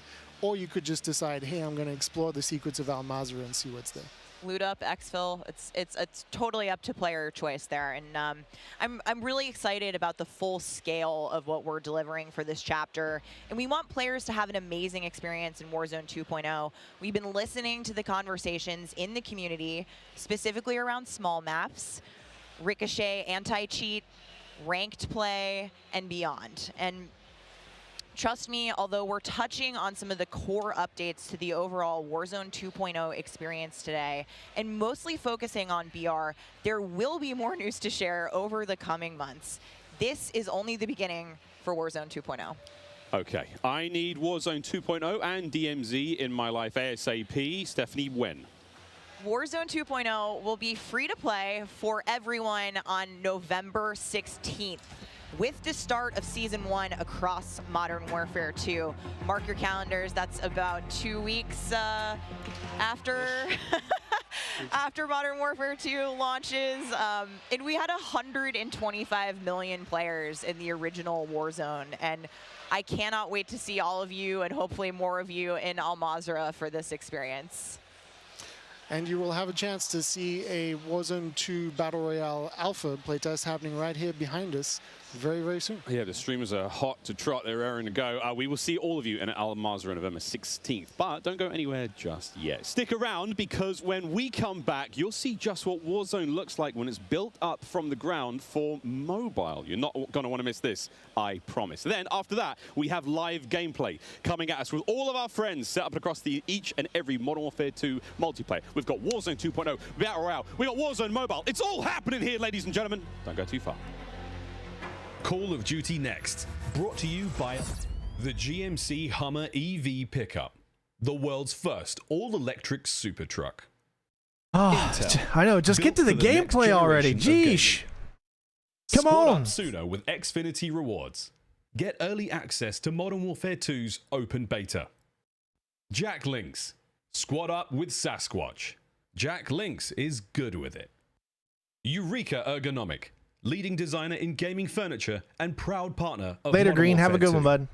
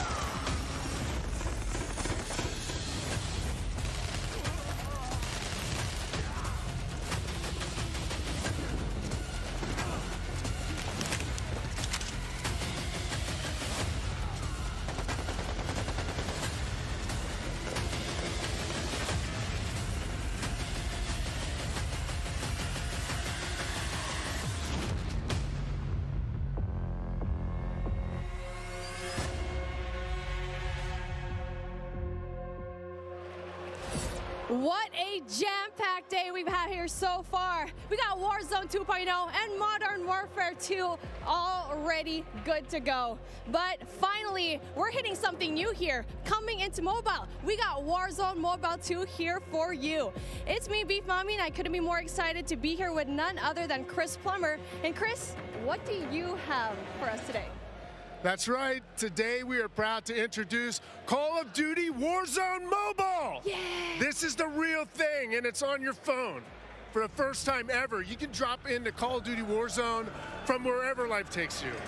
Let me quickly point out the gameplay you're seeing today, it's still alpha, so it's only going to get better. And for Warzone fans, you will recognize this drop sequence right away. I mean, honestly, it just gives me so much nostalgia. But wait a minute, Chris. Is that the legendary Verdansk? You know, this is where Warzone gameplay was born. And we're bringing the legendary Verdansk map to mobile for the very first time. From its hallmark vistas and these dense urban areas, they're just so much fun to play in. Wide open fields, ready for battle. And intimate, close quarters, combat environments. There's so much variety in Verdansk. It's famous for good reason.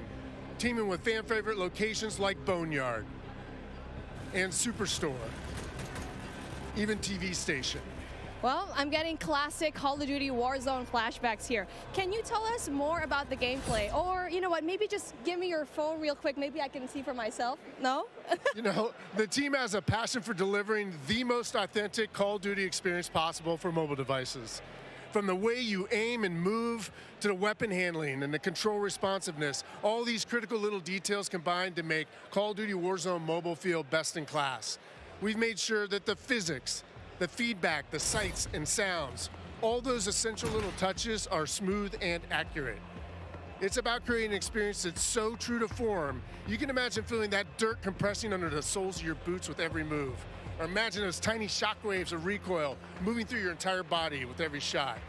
In Warzone Mobile, these are the kind of details that we care about that make the combat feel airtight and authentic. That makes me really emotional, Chris. And you know, it sounds like everyone's paying attention to detail, and it's finally paying off. Now, when I think of Call of Duty Warzone, I think about strategy. Absolutely. There's a lot more going on than pure gunplay. For example, when you're out there exploring the map and evading the gas circle collapse, you can try to sneak up on another player and pull off a finishing move. It's like ultimate bragging rights. And if you're feeling more strategic, you and your squad, they can complete contracts, use that cash at buy stations. There's a ton of variety there, including lots of different abilities like bringing back a fallen squad mate. Now, that contract economy, it adds a ton of depth and strategy through risk and reward.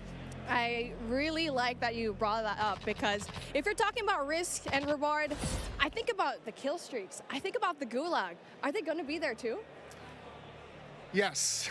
Everything you've come to expect from Warzone, it's going to be there, especially kill streaks. This means you can deploy your big stick of choice like, you know, a precision airstrike. You might be able to wipe out an entire squad with it. So not so fortunate for them, but they're not necessarily down for the count either, because we have the gulag. So here players can fight for a second chance. So when you go down, you get to fight one-on-one with another down player, and you can earn your way back into battle. This is how Warzone Mobile plays out on a truly massive scale, unlike anything we've ever played on mobile before. For this reason, we're pushing way past the envelope on high player counts to make sure each match is jam-packed with our signature style of combat. So we are supporting up to 120 live players in the single match. Wait, hold on. Did you just say 120 players? Or do you mean bots? Because it seems like in Battle Royale games on mobile, they're usually loaded up with boring bots. Well, we believe it's critically important and a lot more fun to play with real, live, human opponents. And that is our focus. So for anyone who's tired of playing with nothing but bots, we hear you. We're talking up to 120 real players ready to hunt you down with real human skill and real human emotions. That is Call of Duty Warzone Mobile. And we hear you in the crowd. Everyone's excited, and absolutely it is huge. And I don't think there's a game on mobile that can top that, in terms of real player count, of course. But how are you able to even pull that off? We can support real player counts at dramatically higher scale than we've ever seen in other Battle Royale games on mobile, because Warzone Mobile is running on advanced, unified Call of Duty technology. This is the same shared tech behind the console and PC versions of Warzone 2.0. It gives us a ton of advantages, like these incredibly high player counts, authentic Call of Duty combat and gameplay systems, and it opens the door to a much more connected experience across all platforms. So when you say more connected, does that mean that Warzone Mobile will share content and features that will be in the console and PC version of Warzone 2.0? Exactly. Delivering a deeply connected experience, it's been a strategic pillar from the beginning of development. Now, we know that your time is precious, and your investment in playing is now recognized across Modern Warfare 2, Warzone 2.0, and Warzone Mobile. So wherever you're playing Call of Duty, it is time well spent, including on mobile. Even your friends list and chat are shared across platforms, so you can stay in touch with your friends, whether they're playing on console or PC or mobile, wherever they choose to play. I mean, that is so exciting. I totally get that. Now, one of the coolest benefits of having this kind of connectivity is that Call of Duty Warzone Mobile is loaded up with the same authentic Call of Duty weapons and operators you'll recognize from Modern Warfare 2 and Warzone 2.0. And whatever you get from the Battle Pass, you will see it on console or PC. It'll also be there on your mobile device too. And the other way around works as well. I really love to hear that. And as a matter of fact, I saw some of the same weapons and operators being shown earlier today in Call of Duty Warzone 2.0. Are you aiming to make it exactly the same on all platforms? You know, that's a great question. So the team's incredibly excited about how deeply connected and authentic the experience is in Call of Duty Warzone Mobile. And we'll continue to adapt the best content and features and innovations created across the franchise. But at the same time, we recognize that mobile is a very unique platform. Mobile has its own flavor, advantages, and player expectations. Sounds like the game will be tied into the Call of Duty franchise pretty nicely. And will there be mobile-specific events or content that is unique to Warzone Mobile? Yes, above all else, the team is committed to ensuring Warzone Mobile is a world-class, mobile-first experience right down to its core. Controls are a huge part of it. It just needs to feel natural on the device, intuitive, and native to the platform. A lot of it comes down to tuning, and this is why we are supporting synchronous crossplay between iOS and Android platforms exclusively on mobile, and we're avoiding the imbalance that comes with cross-playing between mobile devices and consoles or mobile to PC. This allows our teams to deliver the best possible mobile gameplay experience with a unified feel. And by doing this, we don't need to compromise the tuning for any platform. This ensures a level playing field and more fun for everyone. Now, keeping those controls balanced for all player types, it's super important. So whether you're the hardest of hardcore mobile pros, or maybe you're a console first player that's sneaking in an extra match during your lunch break, even brand new players to the franchise who need a little help getting into the flow of the game, we are committed to providing the most robust control options anywhere for a pick up and play experience that's accessible to all of our players. I love that accessibility, and that means all my friends can get in on the action for a change, but how do they sign up? Well, it's time to get your mobile devices ready, because I'm super excited to announce that starting right now, you can pre-register for your free download in the Google Play Store. Signing up means that you can be among the first to play when the game launches next year. We look forward to seeing everyone in Call of Duty Warzone Mobile. With that being said, hey, we got Ferg on the horn, and I think he's literally the first one to pre-reg. Ferg?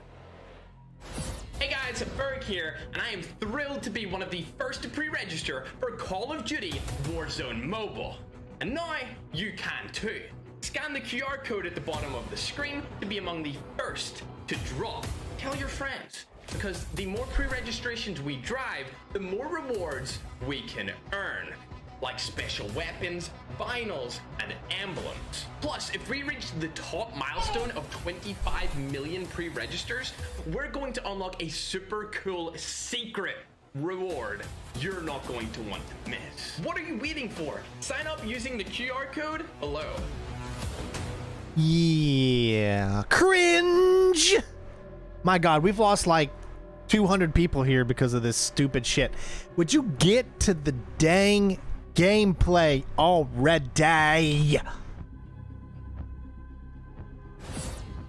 We are back. It's Miles here, joined by Maven, Alicat, and Nameless Studio. What? Oh, guys, the adults have left us alone on the desk, and now it's our time to have some fun. I don't know about you guys, but okay, it's been a pretty litty day so far. Yeah. Where do we even start? I mean, dude, mobile, bro. It's a new era of Call of Duty. Listen, Miles, I've been addicted to Call of Duty for over a decade. You're telling me I could be in the airport playing Warzone now, back in Verdansk? That's lit. Also, Al Mazrah looks absolutely incredible. Oh, it's insane. There's no shortage of crazy stuff coming my way. Ali, Yeah. I mean, lay it on me. Multiplayer for Warzone, for Modern Warfare 2, insane. It's incredible. We actually got to load up with some of the players yesterday in a little bit of a pre-test, and loading into Gunsmith 2.0 was actually so aesthetically pleasing, and I think everybody at home, once they also get their hands on it, they're going to love it just as much as we do here. Truly. Maven, my good friend, you've played more Warzone than most people on the Northern Hemisphere. Yeah, how you feeling? 8 hours a day for years, it feels like. It just seems fresh, man. The map, like everything about it, triple circles, the water, the boats. I mean, I was like kind of the proximity mine king for a while there, placing them under vehicles, trying to blow them up and set booby traps.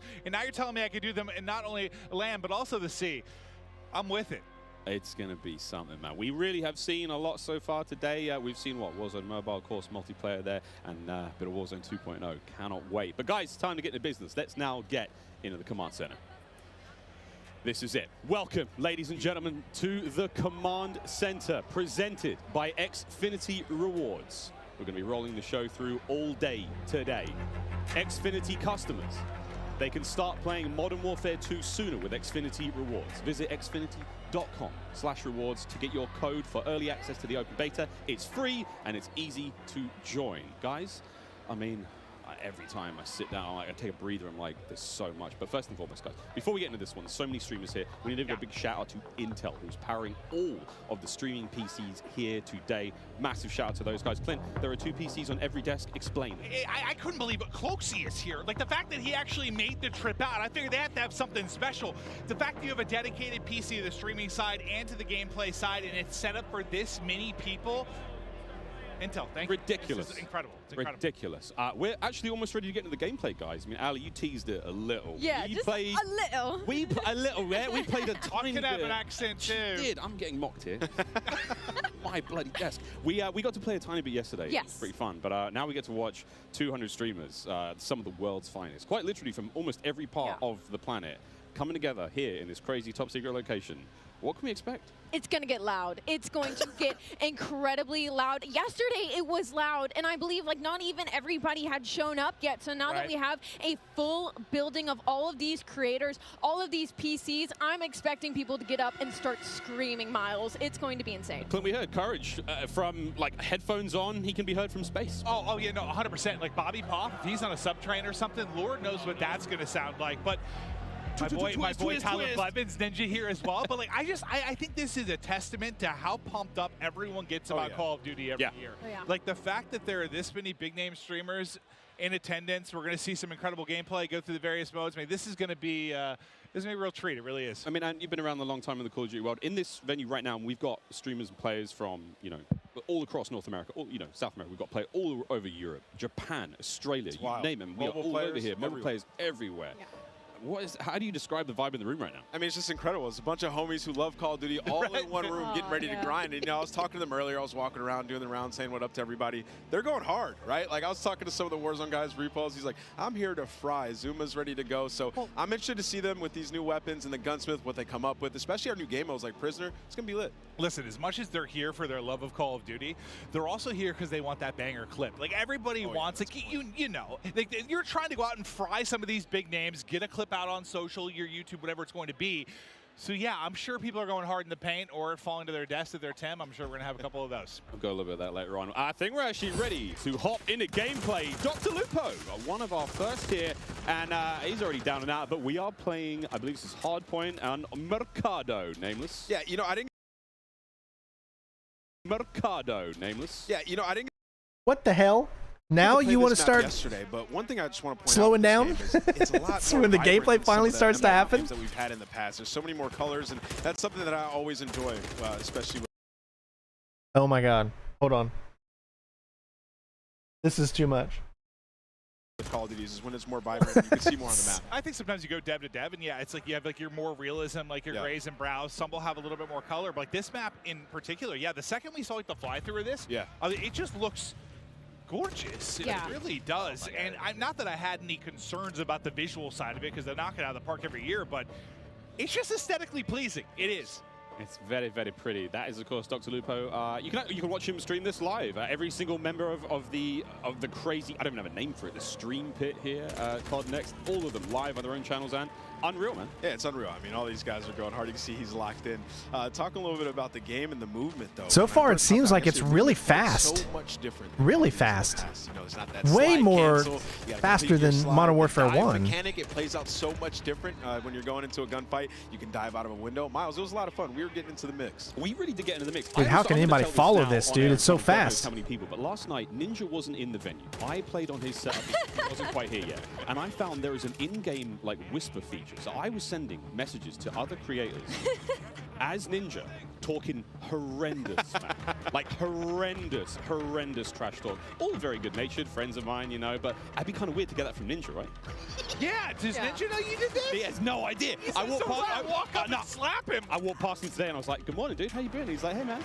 Not a single word. Ali, not a word. But not a word. I actually got into a game against you specifically. I was on, I believe, Nate's shot streaming account. I don't believe that he's here today, but I was getting disrespectful with some people on the map, and I believe that you were in my last game, and the second I killed you, you left. I remember looking at the leaderboard, and that wasn't me. That was Ninja.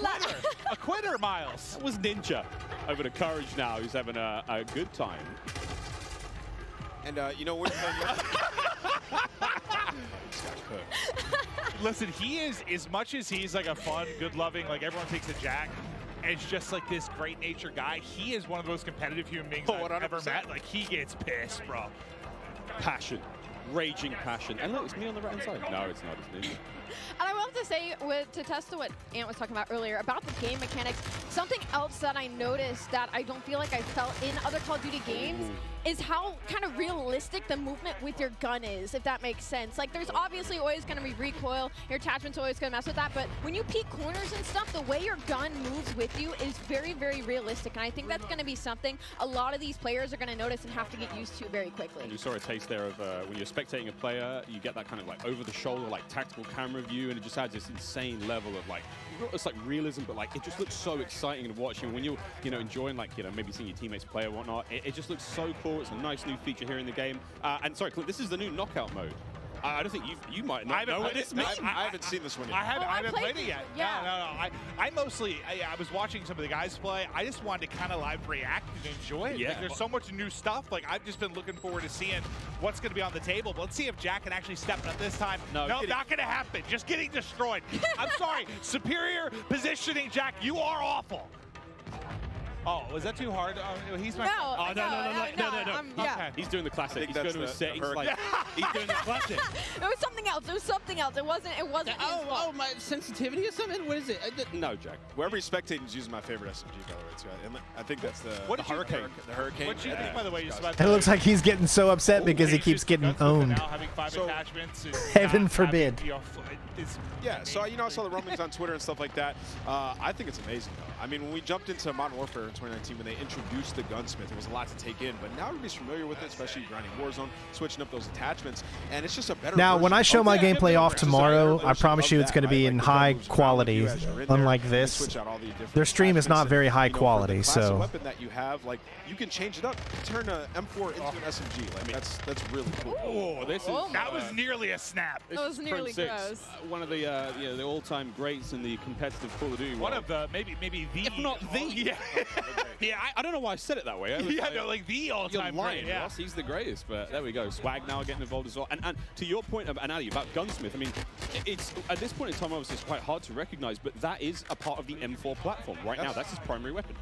Yeah, I mean, it's awesome. Like, you can switch it up. Like, you can make it into a sniper, I think is what I heard as well, right? So it's going to be crazy. Even with the AK, turning 74U, just make some crazy different loadouts. You know some of these guys, J-God's going to have so much fun with that. 9.5-hour long attachment video from J-God. Oh, God. He's so excited about that. And I want to talk about the map aesthetics for a moment and, like, the layout. Is the rooftops like the new ledge, how you can jump and then you can hang off the side of the ledge. That was a new thing. That guy's a camper. He's camping at the door. You can Big jump camper. from rooftop to rooftop, and like you can jump further than you think. And I found that out very quickly. Like I would get to an edge of a rooftop, and I was like, I wonder if I can make this jump. You can make the jump. You can make it across like the map. If there's tall buildings, you can make it across the map without ever having to touch on the ground. And I think for snipers, that is going to be their absolute playground. Speaking of snipers, Pamaj now, who's having a great time here. I mean, we've seen a lot, Clint, of the weapons so far, but surely a sniper. Well, I heard Pamaj too. Like I stepped up. I think it's when he was first walking in. He was walking with an Irrational and some people, and he was like, I'm going hard, bro. Oh, yeah. He's like, I'm going hard. I could just hear, like, the competitiveness. Yeah, this is definitely faster. I remember Modern Warfare to be a lot slower than this, the new one. Winning this one. Again, secure the grab, the money bag, hold onto that bad boy. Oh, I forgot, friends. Here But then again, they may have certain things already unlocked to them, which give them faster movement. Everything that is Call of Duty, and even courage, he may have just sworn. Do you see the gloves on the thumb? Yeah, they're Professionals, true professionals. Wait, I probably need to get this. I've been playing some COD Mobile, Diablo Immortal. Like I've been grinding more mobile games. I have my iPad and I'm loving it. Do I need to get little thumb sleeves? I think you should. Yeah. You know, sometimes it gets a little bit slippery. I need thumb sleeves. What are they called? I'm about thumb sleeves. You're in the right place to ask about that. There is an army of professionals. I'm looking into that. No, that's actually an issue. It's like it's a little bit slippery, you know? So they're playing some hardpoint here, and you know, obviously, us coming from the esports side of things, we love hardpoint.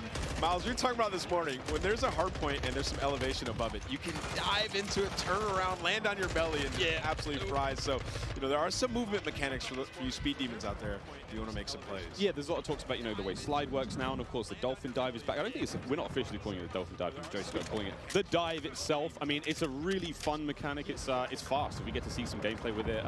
It could also be because, hold on. Like, hey guys, try to stop sliding, try to dive. It's 1080p 60. Show us the dive. Showed us the slide. Now we're looking for the dive. Out the window. Just dive out the window. Send it.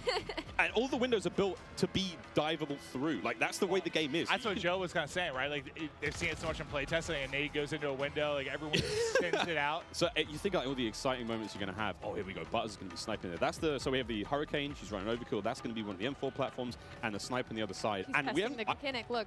There we go. Testing things out. Trying to find the sneakiest, fastest way across the map. Yesterday. I couldn't. I was trying to see if I could break the slide. No slide. Well, that works out. Yeah, look at her face. Ooh. She's just like going around, testing out the movement. Someone just runs right in front of her. That works out. Give me a freebie.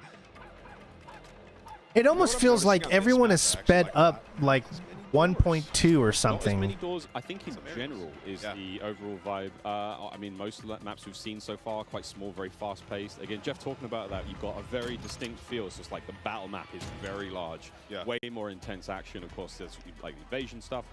6v6 is a totally different flavor. I mean, that obviously excites us more than maybe it should most. Oh, I mean, we love it, right? Like, we're here to see people go hard, try to win, be competitive, and okay. Another thing, we're seeing a lot of elevation on some of these maps too. The snipers are going to be in heaven. Yeah, I think it's max 2 stories, I believe. I could be completely wrong there, but hit it. Hit it.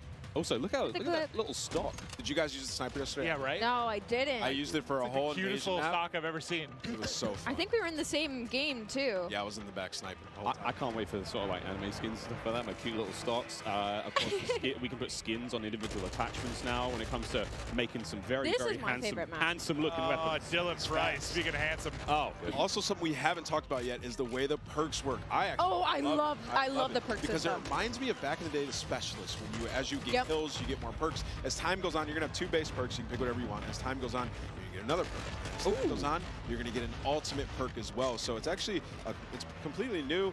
They've redone it, and it's gonna be sweet. Well, the reason I think I haven't really played it yet to deal with it too much to see like. I want to know if they brought back executions. How vastly different it makes. Because you remember in Vanguard, they took out the executions. Let's see if they. I wonder if they brought them back. Do they say anything on that yet? Right? Like you figure that out in the first couple days or weeks of playing the game. Those are your perks. Now it's like, I feel like there's more decision making that goes into it, which I personally think is exciting. Now, I don't know what I'm going to be running, but it does feel like they were saying, what was it, the different type of classes they were trying to put? You have your rusher, kind of your more stealth type player, your sentinel. Like they want to even if it's not like class-based per se, like they want to kind of funnel it with that behind the perks. I think that's pretty dope. But you can also make your own, so you can create it, pick your own 2 perks, your next one, and your ultimate, so you can, you know, figure out what you want. And it's just nice having like a rewarded game, especially when you're frying, getting that extra perk. It really does, you know, change. What you start off with a base 2. Yeah. You unlock 1 after, you know, a period of time. You get kills, you get points. Time to kill looks pretty decent though. If this is regular. To get your perks eventually, but obviously higher scoring games, you're gonna get more. And it's just really interesting again, and the perks are almost tiered. And again, Jeff and Joe will come on the desk later on and talk about this in way more detail. But the idea that like, yeah, the first 2 perks, they're fine. They sort of help out the gameplay. That mid-tier perk is way more sort of impactful. And that final perk, like kind of like the super perk. That's not going to turn you into Captain America, but it is going to make you way more effective. I kind of want to be Captain America beans right now. Taking Jeff and Joe's thunder. Well, Symphony was just on screen, so. I mean, look at the wagon on that boy. What? There it is. Right, listen, picture there. Like yeah, 2 million views on TikTok, something like that. It's impressive stuff. That's what you're watching? In your free time, Quinn? Yes, it might be. It might be. Okay. I'm watching It's Brooke's TikTok, you know, she's very creative. This is a Search and Destroy, Call of Duty Classic here on Farm 18. This looks cool. This is one of the maps that we saw in an Intel drop not too long ago. Ooh, let's go.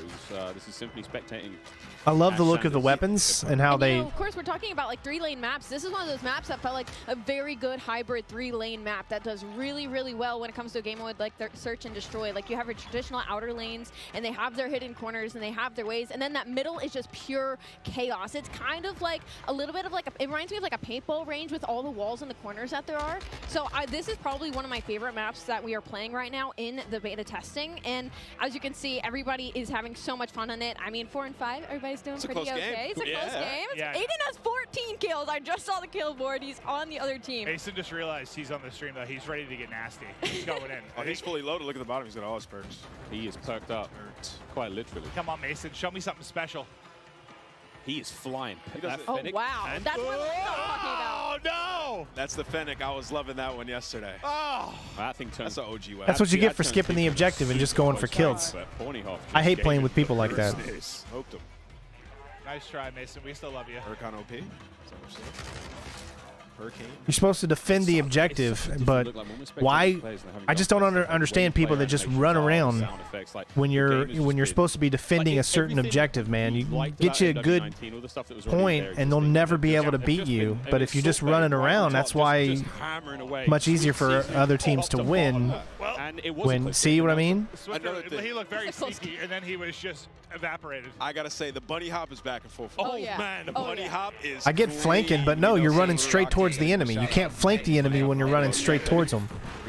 Flanking means you have to know where the enemy is, and then you go around them. You can't flank an enemy when you don't know where they are. I was using the bigger sight, the double. I forget the name of it. But I like the extra zoom. And of course, kill streaks. Cruise missile back. A lot of fan favorites, Clint. I mean, everything you would expect from a Modern Warfare game is there. We get to see one. That'll connect. Myth able to hit it. He's vibing right now.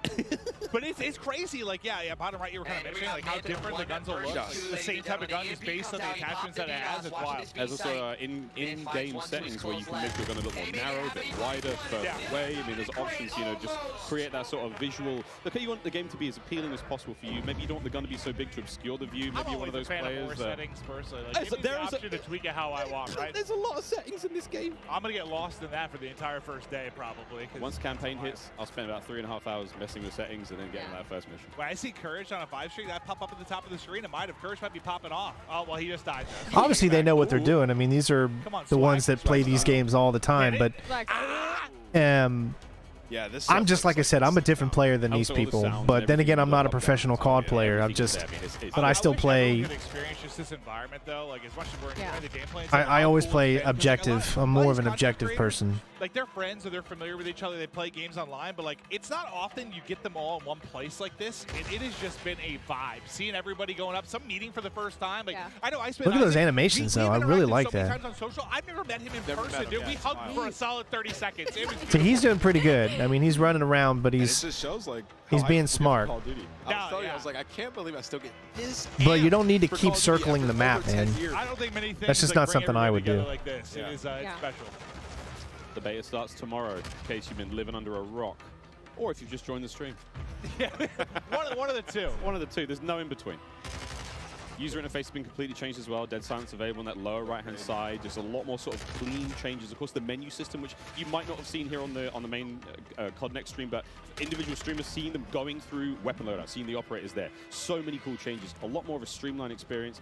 It's sexy. That's not a lot of ways to describe it. I love that, especially like when you click start, you go and you look at your loadout, you switch weapons. It looks good. You can see everything. It's just right in front of your face. You know exactly what's there, digestible, and that's what you need. It's such a fast-paced game like Call of Duty. It's digestible. I also quite enjoy that like it doesn't obscure too much of the in-game screen. Yeah. So if I'm hitting pause, I'm checking stuff out, I still have some kind of like situational awareness when I'm in game. Yeah. And I will say in terms of balance of like ARs and SMGs, of course this is all of our our first peeks into it, but they've looked pretty balanced so far. Like the SMGs have been absolutely disgusting up close, whether the AR gets first shot or not. And at long range, the SMGs haven't been ripping as well. The recoil gets insane at that sort of range. So I feel like it looks like the gun balance as well, regardless of your attachments and what configuration you end up coming with, is fairly much there. I love that because, I mean, it just feels like sometimes it turns into this one gun that can do everything. Yeah. Right? And I think everyone appreciates a little bit of variety. Like, an AR feels like well, remember, you're looking at a very grainy... Change your gun up to whatever you want. Right? Well, in a way, yeah, but like... grainy version of this, obviously, because their stream is very low quality. Like, I haven't seen so them do it all it's going to look just so much yet. better when you're playing it yourself or when I'm showing it off tomorrow. Like, I want a broken shotgun.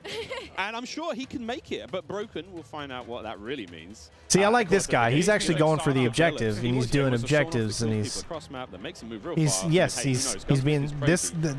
This is how I play. We'll see if he can do it. Wild. I mean, no matter how much work has gone into this, we've got the nerds in the building, and this is where if anyone's going to test some stuff, find some weird combination that turns a shotgun into a sniper. This is the crew that's going to do it. We've only scratched the surface. Yeah. Oh yeah, We've touched it for 20 minutes. Of what people are going to do with this gun. That's just not enough, is it, Miles? Not enough. No idea what these guys are going to come up with, but it's going to be crazy.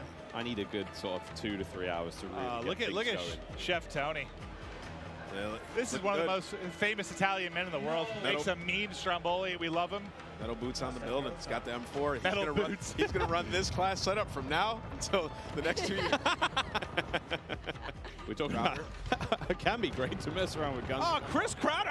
Listen, I'm not sure what's going on here. Chris has been growing some sort of beard that's happening for the first time that I've seen it. He's usually very baby-faced. Now he's kind of going for some sort of supermodel type thing, or maybe like being a rapper, singer. I'm not sure. He's a handsome He really is. He really is. A tiny little bit of a user interface there. If you hold a circle, whatever your sort of crouch button is when you're on a ladder, you can fast slide down it. So that's going to get spicy and fight. By one. Oh, he's up. He's on his feet. He's on his feet. The Gouch. Oh, man. We will be playing all day, friends, all day. You know what? The iron sights here kind of clean. Well, I think this is great, too, for a lot of, people like, you saw Zenny, you saw Crowder. For those who don't know, they work on the CDL side. They're really in the midst of stuff during the season. They don't get to come to stuff like this that often and see all these content creators. I imagine they're in heaven. I've seen some of the tweets, just having a blast, meeting a lot of different people. Yeah, this map looks pretty good. We haven't seen a whole lot. Obviously, cruise missiles there, counter UAV, a classic. VTOL is going to be back.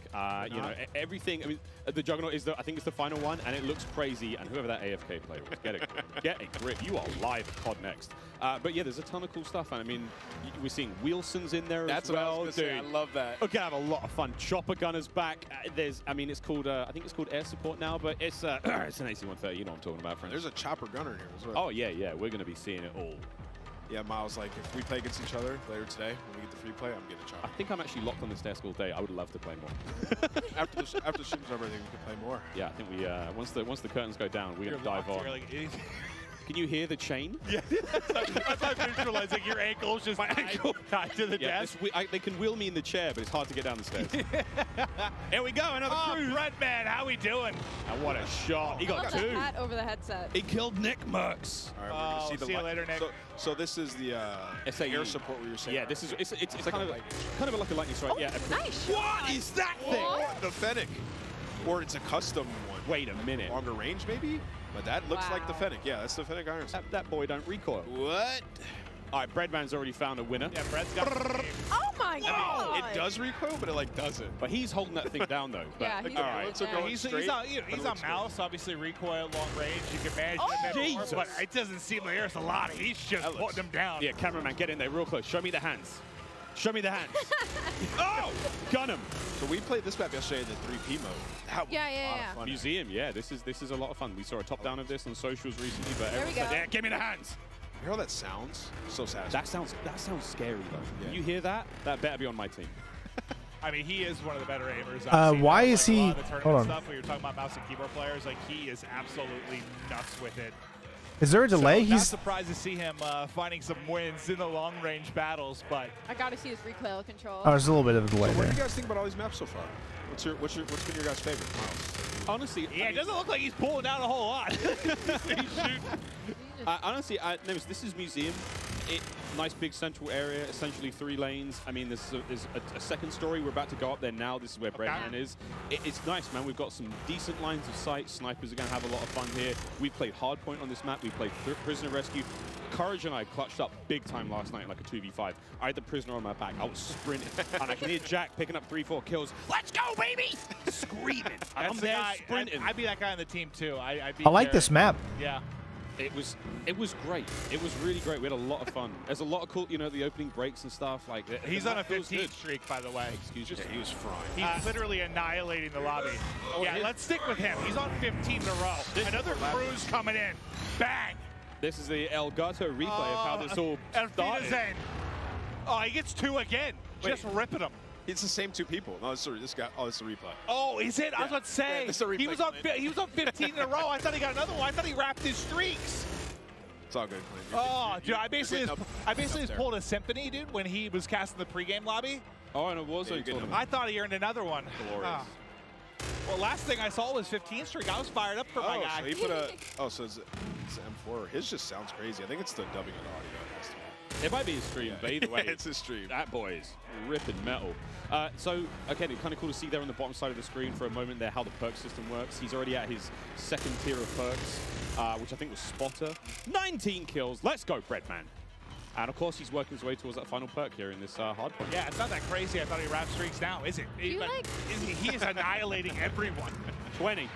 He's farming. Yeah, he's literally farming. Somebody kill Breadman. Wait, do you guys see the movement though that I was talking about? Like how when you're moving, like your whole body, like it's different than other Call of Duty games. It's very hard to put into words, but once you get your hands on this game, like you can tell everything moves with you. Like usually the gun's fairly stationary, but like everything is moving with you at all times. And you can see it, so that's you can see for more of the hardcore players. 23rd kill. Like jiggle peeking, your hips and your head. Yeah, like now. everything's going. So it's a little bit different. When you play the 3P mode, you can get a better understanding of like how that looks, and you'll see that a little bit later today. Just like the physics of the character. The physics of the character has been reimagined, so it's different. So Yeah, throwing those shoulders. You got to be a little careful. I mean, everyone's like Shakira out there throwing the hips around. You got to be very. I mean, it's the animation. I've been compared to Shakira, yeah. Nice. That, but you got to look how smooth the animations can be, and it's been so much fun so far. Oh, is this what it looks like to be on the other side of the Breadman? Yeah, that's what I was actually wondering. Wait. We're going to get up there and kick his ass. Oh. I think that was Breadman. That was Breadman. Yep, I believe that was Breadman. He's got 25 kills. He's got that thing locked down. Squid, get up there and get him. Just go back in there. I mean, this is going on the timeline for sure. Redman's got clips for days. I mean, Destroyer's calling the streaks to the SAE above. What have we got here? We got a sniper. I just think about, imagine loading in, like trying to check everything out, run some different guns, and Breadman's just up top. Yeah, no, he just looked dialed in. I don't think he said a word. Hit it! Ah! ADS not quick enough there. 2 posted up on the bridge. Just well, yeah, don't run around with a damn sniper rifle, man. When we were playing with it, we turned into a fully auto sub yesterday. Yeah, thing. Wait, what? But yeah, so of course, Gunsmith is ridiculous. 2.0. Yeah. You can turn your sidearm into something pretty mean, and then of course the ledge hang mechanic. I'm hanging on ledge. Clint, you were singing the Spider-Man song earlier. Hey man, not too. If Spider-Man carried a Glock, yeah, maybe.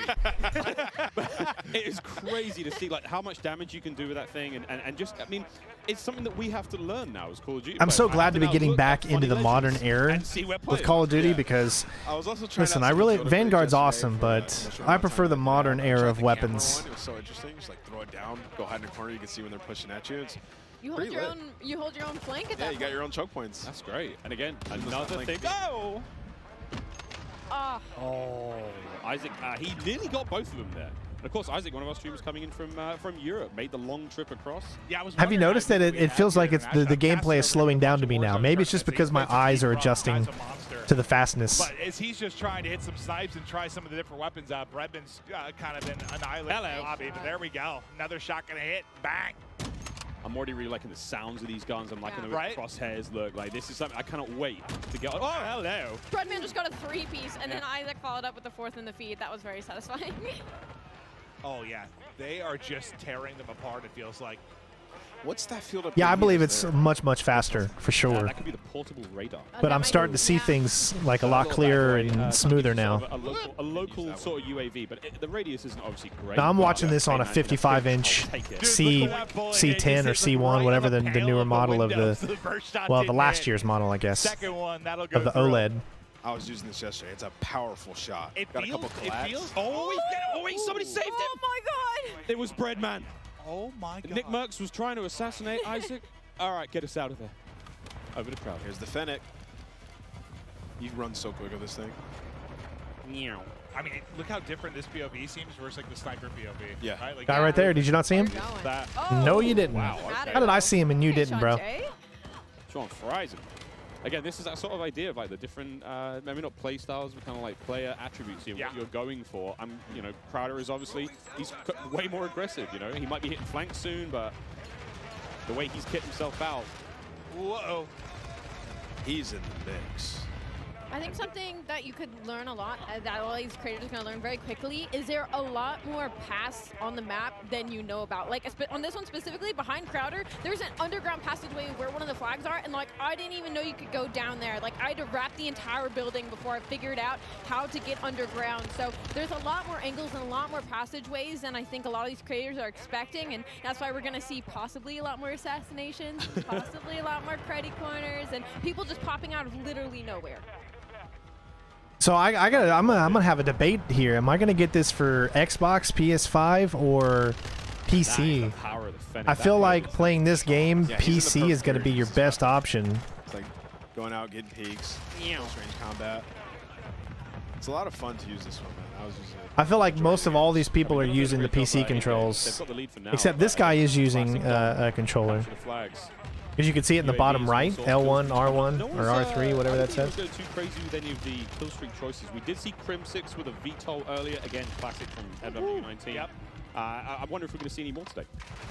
Help us get to 200 likes, everybody. We're really, really close. This is a chance to test everything. Run through, try different weapons. I mean, as much as I say that, we know how a lot of these people are. They're going for crazy clips. They want to drop bombs. They want to have high kill games. So some are going to find stuff they like, little combination they feel comfortable with, and they're going to send it. But Crowder, yeah, he's in the mix right now. Movement, I mean, he seems pretty comfortable so far. Just with little hop chows.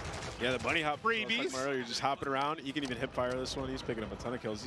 He's loving this class setup. He switched it up from last time. So one of the big things, I mean, before the show started, I walked around and talked to. I'm digging the map so far. I can definitely tell you that. You've had a tiny bit of time with the game. How you feeling about this? And almost every single one of them said, "I'm really struggling not to slide everywhere." They've been so used to doing that. Get used to it. From MW19 all the way through to Warzone when, you know, we're on Caldera. It's not the same. It's not the same. I can say that just from all the Warzone I've played, like, it's going to take, like, my hand, just the muscle memory of it. Like, I'm just so, I've been slide canceling now for years across the map. It's just going to take a little getting used to, 100%. Yeah, but I do think my hands are going to be very happy, though. I'm not having to do that constantly across the map. Yeah, if you try to slide around now, you might even be slower than just sprinting. Honestly, yeah. That's how it looks. Again, it's how you use it. Is the dive is a really great mechanic for escaping. The slide gets you into different positions, obviously. I like to leave with my head, you know, the ball head. So I think the diving thing's going to be good for me. Just like a bowling ball, you know, Miles? Just sending it through a door, sending it through a window. Maybe diving into someone. You think I can knock somebody out that way? I wonder if there's an attachment for you. You? Yeah. like a unicorn type bayonet or something. Yeah, bayonet on my head. Okay, that sounds sick though. Honestly, hold on. If the devs are listening, let's think about that a little bit. A bayonet dive kill. Oh my God, I want that immediately. I'm thinking like, you know, I've got this idea of like, you know, Yondu from Guns. He's got a big fin on his head. Yes. But make that a blade. Absolutely. Isaac. Oh, quick swat again. That is his sidearm. That's his pistol. Again, the range on that bad boy isn't going to be all that crazy, but you know it's going to rip when it hits. The sniper's just so satisfying when you get the kill. The sound, how deep it is. It's amazing. It feels like there's no drag in the sniper. When you were using an ant, did you have to lead your shot at all, or was it a direct hit? It felt like an invasion, like I had to lead my shot a little bit, but that could just be because I'm rusty. Oh, that's fair. And I was trying to shoot across the map. That's but you can get some feeds, man. Like I got a couple collabs with this gun. Super I think they have all of the attachments and perks unlocked so that it can be the smoothest and fastest gameplay you could possibly see. Yeah, we thought Bread was popping off. Destroy's up there frying. He's got double the score of everybody in the lobby. Ooh. All right. Look at this. Oh man, through the door with the pistol. A lot of windows on that map as well. A lot of glass above those door frames. I found on, you know, keeping the teasers at it, but like opening breaks and stuff. A lot of sweet nade spots already. Yeah, I can't wait. I cannot wait. A little peek at the menu here now as well, of course, while Isaac gets ready to get into his next game. So much in Modern Warfare 2. We're almost actually ready to keep the show running. Jess, you're down there with Zuma. Tell us how Tommy's doing. Miles, that's right, I am right here with Zuma, Tommy Properado himself. So, I mean, you have now had your first taste of Modern Warfare 2 here at COD Next. What did you think? Oh, it's incredible. The game feels super smooth. The gunplay is awesome. I like the time to kill, and the maps are dope. A lot of close quarter gunfights, and, you know, I've been having a blast, man. The chat's loving it as well. They're loving it. So there's so much to talk about, you know, new modes, new maps, changes to the Gunsmith, but what really stands out to you? Like, what are you excited about? I'm really excited just to get the competition going. I mean, I'm excited for the CDO, and I heard them talking about ranked play, so, you know, I'm really excited for that. And Warzone 2 looked incredible as well. I was talking to Repost. We're going to be the Warzone duo this year, so I'll be bouncing around between the both, but I'm just excited for something new, you know, a new game, and it's been a lot of fun to play, and there's so many amazing creators here. And just thank you to everybody, and thank you to Call of Duty for the opportunity to be here. It's awesome. And then, you know, real quick, with Modern Warfare 2 on the horizon, what does the year ahead look like for you? Man, just a lot of shows, man, a lot of flanks, a lot of streams. I mean, the content's gonna be pushing all year, so excited, man. Zumafi's gonna take over, and we're gonna have some fun, man. We're gonna have some fun. All right, well, thank you so much. That is all from me for now. I believe I'm handing it off to my dear friend Lottie. Thank you so much, Jess, and it is so good to be here. My name is Lottie. First time on the desk, first time, of course, being in this incredible arena. I have a lot of wonderful folks on this desk, but it is now time to chat about an epic giveaway from our friends at Jack Links. Each Jack Links supply drop. So I want to know in the comments, what are you all thinking so far? Platform of your choice. Delicious. What do you think of the gameplay so far? And brand new epic in-game items that It definitely seems very fast. To get your hands on. So check this out. I don't want to make a full-on thing about it until I play it, because I played these games different than everybody else does. Jack Links has got you covered, giving you the chance to win the ultimate Modern Warfare 2 supply drop. Keep an eye out during the broadcast for the Jack Links Sasquatch to appear on screen. If you see it, grab your phone and scan the QR code, following the prompts to qualify for entry. Tune in to Call of Duty Next. Squad up with Sasquatch and level up for the ultimate viewing experience, courtesy of Jack Links. Terms and conditions apply. All right, folks, so keep your eyes peeled. Warzone 2 is free. On the screen throughout the show, scan that QR code and enter all your information for a chance to win. But it is my absolute honor and pleasure to be on the desk, of course, alongside Maven. But we also have Jeff and Joe on here to talk all things Modern Warfare 2. Of course, our multiplayer design directors here. And we're just going to get a bit nerdy, to be honest. You know, we're going to look at a bit of gameplay. I am so excited to talk about it. But Maven, I've got to ask you, what do you want to dive into first? We have the two guys that are going to answer a question. Well, first off, by the way, you guys killed it in the opening of the show. Thank you. Know, it started real smooth. I'm sure nerves were going a little bit, but it was awesome to see. But I know we're going to have gameplay that's going to be popping up. We're going to chat through stuff. But I think one thing I kind of want to chat through is just there's been a lot of significant changes. You guys are always looking to how to kind of tweak the wheel a little bit. Can we chat through kind of the perk change and where your head was at with regards to that? Because it's a big change. It's interesting.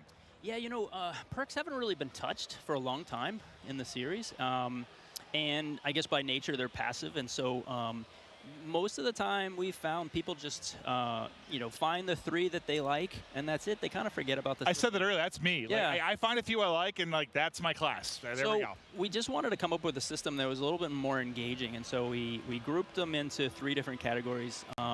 You get 2 to start with, and then you pick a 3rd, and then you pick a 4th, and they're rewarded as you play. You really like how they proc at the end. Yeah. I mean, an announcer comes up, tells you what perk you got, and it kind of re-engages you with what's available, right? And they're earned through time and score, so eventually you'll get them, and you're not gonna. It doesn't reset on death. It allowed us to kind of like create a couple more powerful perks and put them at the end because you're not going to have them the whole match.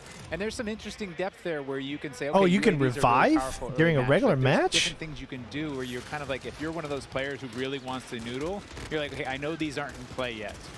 Well, I guess, listen, it's very different, but I'm also a big like RPG guy, so I like the process of like unlocking things and earning things. It's just like at the core of who I am. So I dig that, just like the progression over the course of one single map. I think is very cool. Yeah, it just feels good.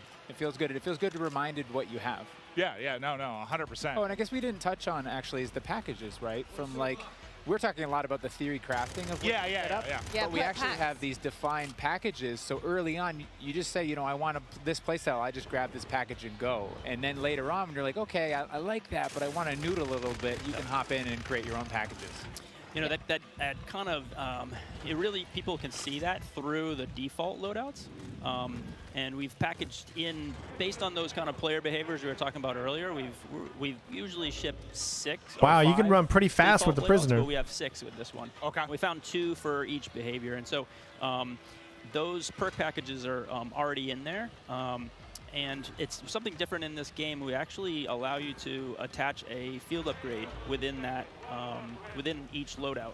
And so it's a little bit more micromanagey, but it felt to us that you're kind of more creating your class and your character for, you know, in that.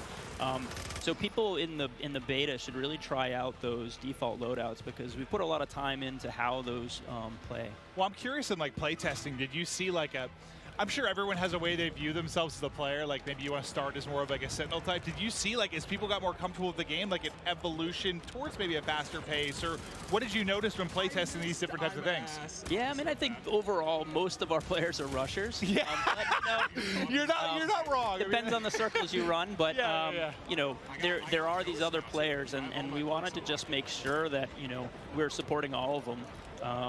And so, some of the field upgrades can be more sentinel and trying to hold down positions. But that's why we added in the DDoS, like we said, to kind of just say, I've had enough. I want to pause all this stuff and make it go away. But we also leaned into creating game modes that can facilitate this kind of siege gameplay. Now, we talk about the rushing players, right? But we also want to talk about the pacing, the movement, what it looks like, how it feels to be in-game. And when I got a chance to get on the sticks yesterday, something I noticed is it is a little bit slower paced, right? We're going to be sprinting round, not sliding round. And I think another thing I want to talk about is the dolphin dives. I've been diving down escalators, getting prone, looking at hard points, trying to figure out, can I see bomb site B or A? Like, it's pretty incredible with the movement and how it feels. What was it like making that? What were the decisions behind that pushing forward? Because the feel of the game is huge.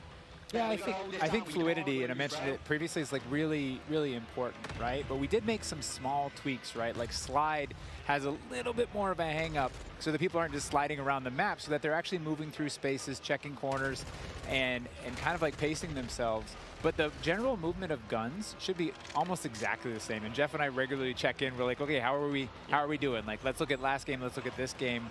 And we try and be consistent in that regard. But there have been these small tweaks, and the dive is one of those tweaks. The ledge hang is one of those tweaks.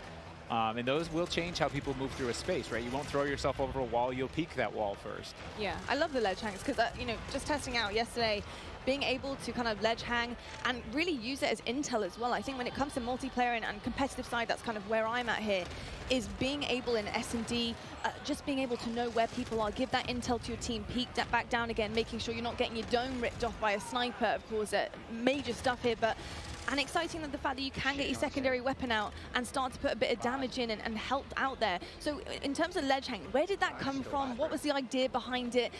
Why is it so special to have that in the game? To be honest, it came out of face planting too many times, parachuting in, just missing that ledge, and you're like, nope, that's frustrating. Let's fix that. Well, we've all been there. Like, whether you've been playing Warzone, like you're trying to like hop and grab it, and you just like, it's like you want to hit the button to like activate the pull-up, but then you hit your shoot and you're like falling down. It can be so frustrating. Yeah. So I mean, really, that's where it came from. But yeah, it was also the high mantle too, right? Like late when we were developing Modern Warfare, and then Warzone started to come out. We had these walls and things. We ended up turning up the mantle height in Warzone. Okay. And it didn't feel as polished, but it allowed people to get over walls they otherwise couldn't. But like I said before, you kind of commit, and now you're like throw yourself over a wall and get shot as you make that transition. So the high mantle is definitely like get up, you can peek, or you can just double tap it and pull yourself over if you're in a hurry. It just adds that extra layer of like I can be a little bit smarter about how I move through the space. That's a good note that we make all of the equipment, all of the movement, and all of these things for scalability, and we have to kind of check ourselves that everything we put here is going to show up in Warzone. Well, now you've got this like metaverse of like there's so much. It's a big kind of like I was saying earlier, right? It's like not hard, man. I'm sure. It's like how do you add different things in and make sure it all stays in check and not mess up this ecosystem. Well, it feels like I guess for me when I view it, well, what has been the one? I kind of want to go back and play Modern Warfare really again just to see from a lot of other the shooters. difference. It's like it does feel so fluid, but like there's a limit to that too. You don't need to be an amoeba. Like it's just like floating through the map. Like you want to be some realism to it, but like how can you Almost at 200 likes, everybody. We're so close. Help us out. I mean, think about, I don't know, 10 years ago, what you were able to do with If you just, like the stream, with the map and what it's come to now. I mean, it's insane. show your how support. Much it's changed. We had to argue to get sprinting into, I think they're going to be showing off some Warzone 2. And so, like, just the evolution of next. Yeah, it's come a long ways. I played the very first one, so yeah. Yeah, it's been pretty special, and something else that's a bit special as well is the fact that we have all these content creators behind us. We have an Elgato replay for you guys. It's actually Myth here on Prison Rescue. Just going to check this one out and see exactly what went down here. And Prison Rescue is going to be a really exciting one, of course, because you have to get that objective done. You need to go rescue the prisoner, and carrying them out is going to be huge because that icon does disappear. How did it work with this prisoner, being able to put them in the game, knowing that somebody's going to have to run this prisoner back and extract them, and having that defense to be set up later on and have to completely and utterly change the game, go to that defensive mode? What was the kind of makings behind that? So it was actually kind of a hard mode to make, and we went through all these different iterations, and we had these problems where we're like, hey, the modes around rescuing these prisoners, but people, they weren't able to, right? We're like, hey, do this heroic thing, and rounds just kept ending in elimination because it was so hard. And that's why we added the radar sweep that you get when you get the prisoner, and that's why we took the icon away when you pick the prisoner up. Because we were going through, and we tried with one prisoner, we tried with two right next to each other, we tried all these different iterations, and it took a while before everything kind of clicked. And often when you're making game modes, you don't really know. Like some of them pretty quickly, you're like, oh, there it is. Yeah. But this one took a lot of work, a lot of finessing, and then we finally got it to where there is this balance, and we're seeing more hero moments. And that replay we saw, he actually, I think of that one, but while we were talking earlier, I saw him actually pick up the prisoner and take it all the way to extract and have that run, and that's what we wanted, that hero run. Yeah. I'm just thinking about like how crazy it's gotten. Like I don't envy you guys at all. I mean, I do. You have great jobs, but like the fact that you have to think about like everything within this sandbox, like from when you're trying to make a new mode, like how is some new movement or anything going to affect Warzone? How's it going to affect ground war invasion? Like, I think at every game you have that moment at the end of the previous one. You're like, okay, how do we squeeze more blood from the stone? Yeah, right. And it's like, but then you start iterating and trying different things, and you do kind of like, all of a sudden it's ballooned, and you're like, oh no, we have to cut stuff. We have too much. Yeah, I mean, Jeff, Joe, this is a pretty hard question, but just to kind of wrap things up here, I think when you talk about Call of Duty, when you listen to feedback from players and different generations, they always talk about that nostalgic feeling that they get when they get on the game. What is it about Modern Warfare 2 this time around, this title in particular, do you think that is going to bring generations back years to come and say, look, Modern Warfare 2, was my game, and this is why I want to play it year in, year out? Yeah, nostalgia is a weird thing, and I know from working on past games and people speaking so highly of these different things, and it's kind of where you're at in your world and your friends and things like that. And so for us, we can't really control that, but we try to lay out kind of, I don't know, for the lack of a better term, like you're kind of laying out a nice meal and you're hoping that everyone enjoys it. And from all the systemic play with all of our equipment and all these different interactive systems, we're just hoping that fans find new and crazy ways to play the game. I don't know. What about you? You just want it to be fun. I mean, at the end of the day, right? Yeah. Yep. Because nostalgia, you got to probably tune some of it out. Like some stuff, that's tough. You don't know what's going to become nostalgic, right? You don't know. And I think one of our strengths is that I run into people all the time, and they're like, I'm an S&D player. Yeah. I'm a Warzone player. I'm a Plunder player. Like, I love TDM. I just play that. And so it's interesting that we're fortunate to be able to make all these different offerings so that people can come into our game and they're like, I love big war, vehicular combat. I'm going to ground war, right? And so I think that's an advantage that we have, that people can find their place, the thing they love, bring their friends in, and then years to come, they're like, I remember that. That was awesome. Yeah, a bunch of different experiences for sure. And I got to say, the fact that we haven't even really scratched the surface yet, we're here at the reveal, we're seeing it for the first time. There's so many questions that we have as well. I want to know what some of the challenges have been for you guys to develop this game, to really get it to the point that it is now, where you are comfortable to show it to the world and reveal it. What some of the hardships been along the way in this ride? I think the big kind of elephant in the room is just, a lot of this was made from people's homes, You're looking at people's art and work that, people in their home spaces is their living room. Wild. I work out of a shed in my backyard. There's people in their mom's basement. I bet it's a cool shed, though. Not really. But hot. But the fact that there's definitely a lot of people in their mom's basement.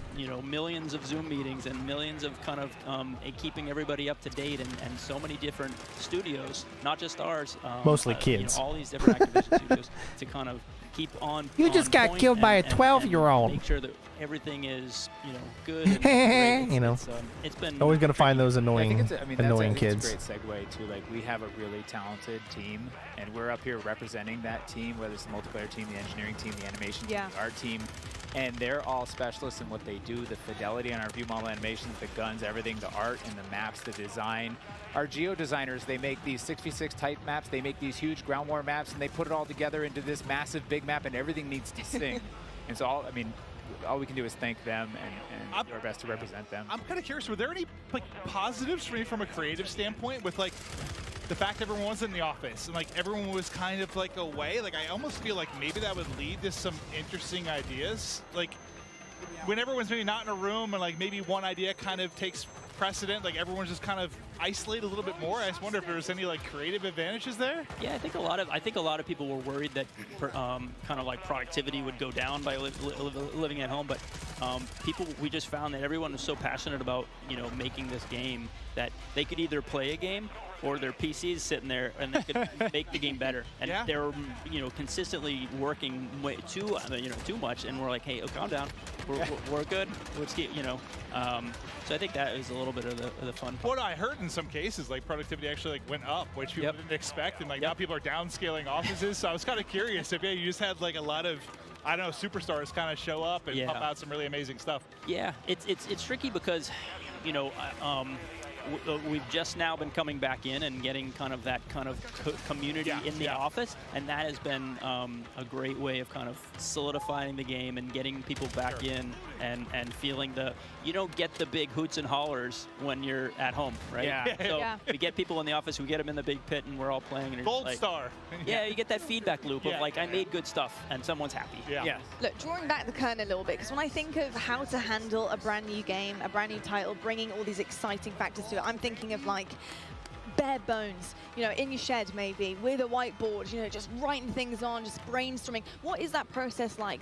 Building the blocks, building the foundation behind this brand new game, putting those ideas down on paper. How does it work for your team? Oh, that's a big question. One aspect we used was we tried to kind of break everything down as simply as possible, and that really is just a one-on-one interaction. Yeah. If you imagine how many times a one-on-one interaction happens in multiplayer or in single player, and what does that look like? They could just shoot each other, but it's what is in your loadout, what's in my loadout. It's almost like this. You can't come and join and play, Call of Duty and hope for anything we really innovative. That's just not what Call of Duty is about. It's not about innovation. So we figured if if we can get that to come, you'd have, and you know, play out it's in order to. I mean, they've really deeply there's been a Call of Duty almost every year for the should, past 20 years now, really almost. So you can't really ask for innovation from a series that comes out every year over 20 years. It's special to see just this many content creators here, gas up, enjoying the game. I mean, it's been absolutely incredible. Honestly, Jeff, Joe, thank you so much for being here, giving us all the insights, letting us nerd out a little bit, ask all the questions that we're dying to know. But I tell you what, it is about time right now to head on over to the main stage to talk a little bit more about COD Mobile. We've got Beef Mummy and Matt Lewis over there. Let's take it over to them and see what they have in store. All right. Thank you so much, Lottie, and welcome back to the Command Center presented by Xfinity Rewards. And it's time to finally drop into some epic Warzone mobile gameplay. And joining me here, none other than Matt Lewis. I've been so excited to bring you into this stage. He is the Vice President of Product Management for mobile. Thank you so much. I am super excited to be here today. We just have some awesome gameplay. We have some cool new surprises for you. So I'm just really looking forward to sharing this moment with you and with just the entire Call of Duty community. I'm so excited. I'm just ready to get into action. And obviously things are just heating up over here. And it really is impressive what you've been able to pull off here. And watching someone play, it looks great. It feels great. It's as if it's running off a console, to be honest. It's true. How did you guys make this from the ground up? Yeah, it's a great question. So one of our game pillars was what we call relentlessly Warzone. I like to think of it this way. There are a set of emotions and an overall gameplay quality, something that's felt when you play Warzone. And for us, you know, that's something, it's a product of these proprietary combat and movement systems, the Verdansk map, tons of vehicles, and some unique Warzone mechanics, things like the gulag and in-game loadout drop. So you put all these together in a pot, mix them around, put some magic powder in there, and boom, Warzone. So games, they can try to match this recipe and they can spend a decade, you know, iterating and testing and trying this and that, but they're just not able to quite get there. So for us, being on the same technology, it means we don't have to tinker nearly as much. It's just an incredible advantage for us. So how was the team able to do it and just really pull off everything that you've had here so far? With tons of coffee.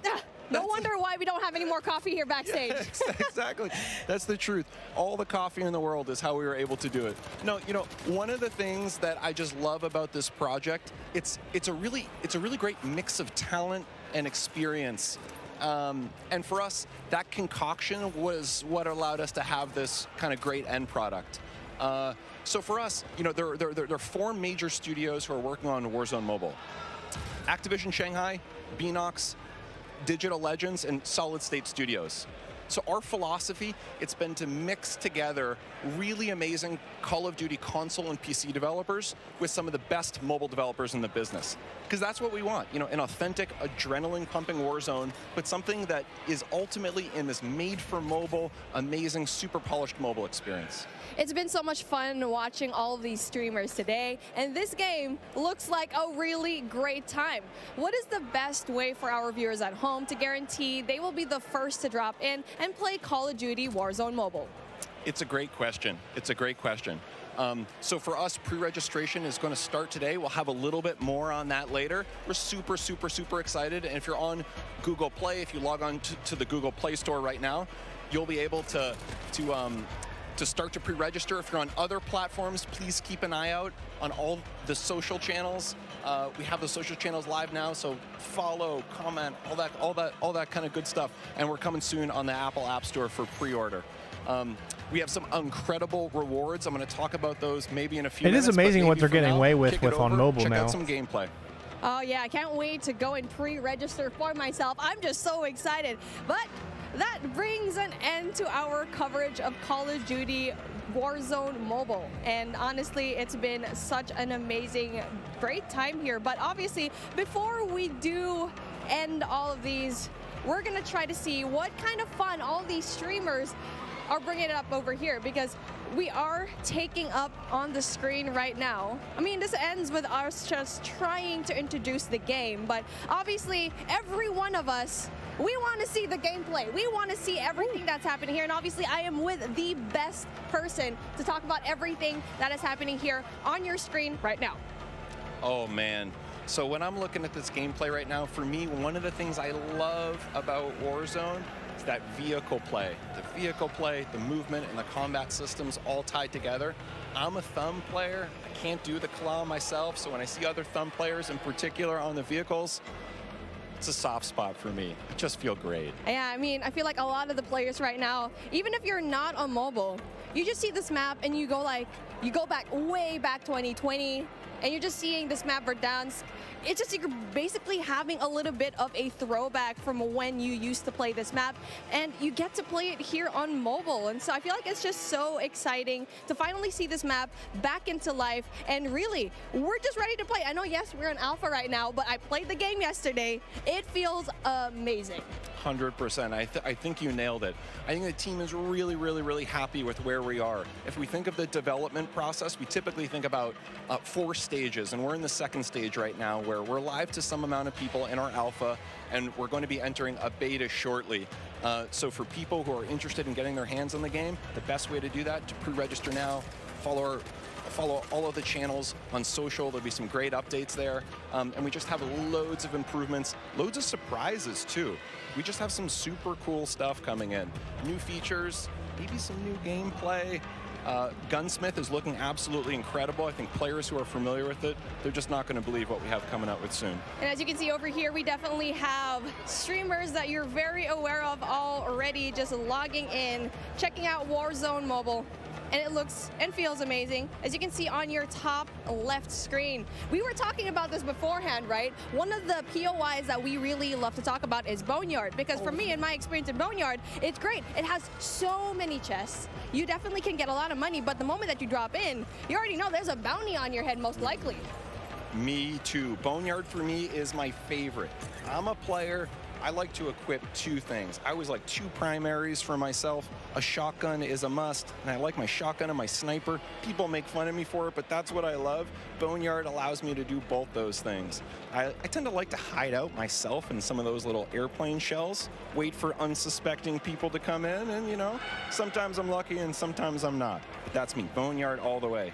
The fun thing for me too, we've been noticing some people, we've been noticing Bobby talk about this a little bit earlier, is, you know, being able to go back into some of those points of interest that you like, in particular ones that were former MP maps and previous Call of Duties.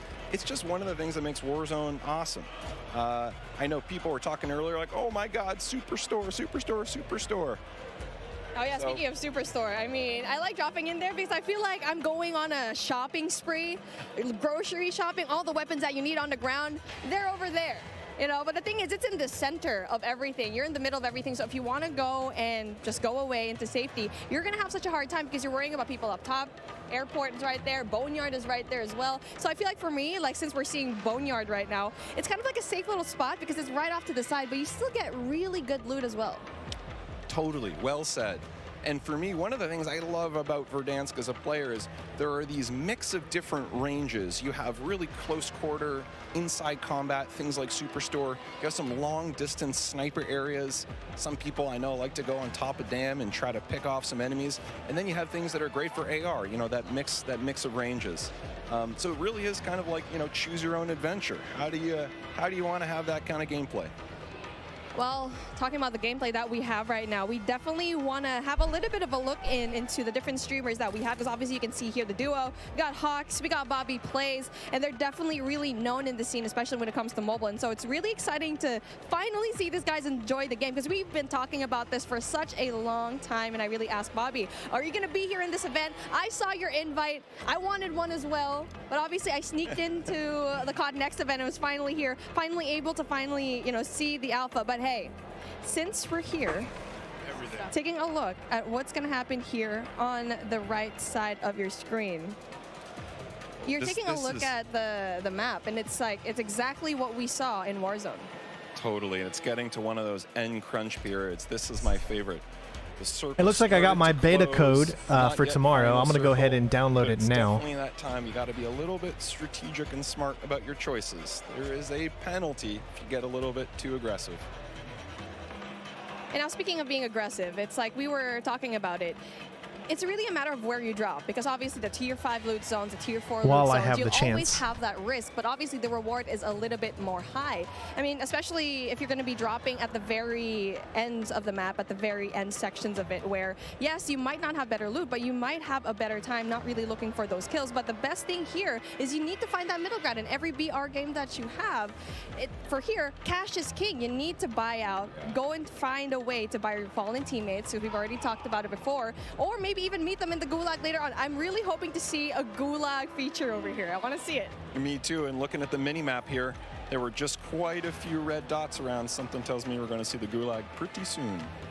All right, let's see if this code the works. Weapons that they have over here, obviously, it's something that we've seen already. The Fennec, I feel like it's going to be a really good gun. And speaking of, there you go, gets one. So that's a really good start for him. So hard up. We can see Bobby Blaze.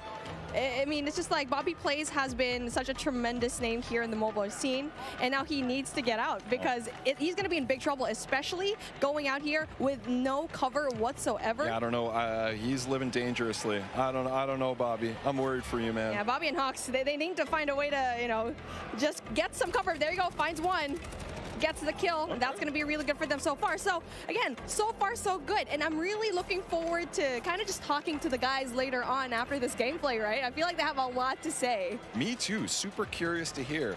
Also curious to hear how this interaction here ends. I want to go back to one thing you were saying earlier with the loadouts. One of the things for me that I just absolutely love about Warzone is being able to have this little in-game economy and the strategic choices that happen as a result. Sometimes I want to get my own loadout. Sometimes, no, I'm all about buying a new score. Oh my gosh, I'm on my PlayStation 5 and I don't even know where to go to redeem this freaking really code. Nice element of strategic choice, and it's one It was so easy on PlayStation 4, and now I have no idea where to go. PC, they just absolutely loved. And you know, in mobile, there's really nothing quite like it. So just can't wait for players to get their hands on that. Oh, most definitely, because I had my hands on it yesterday.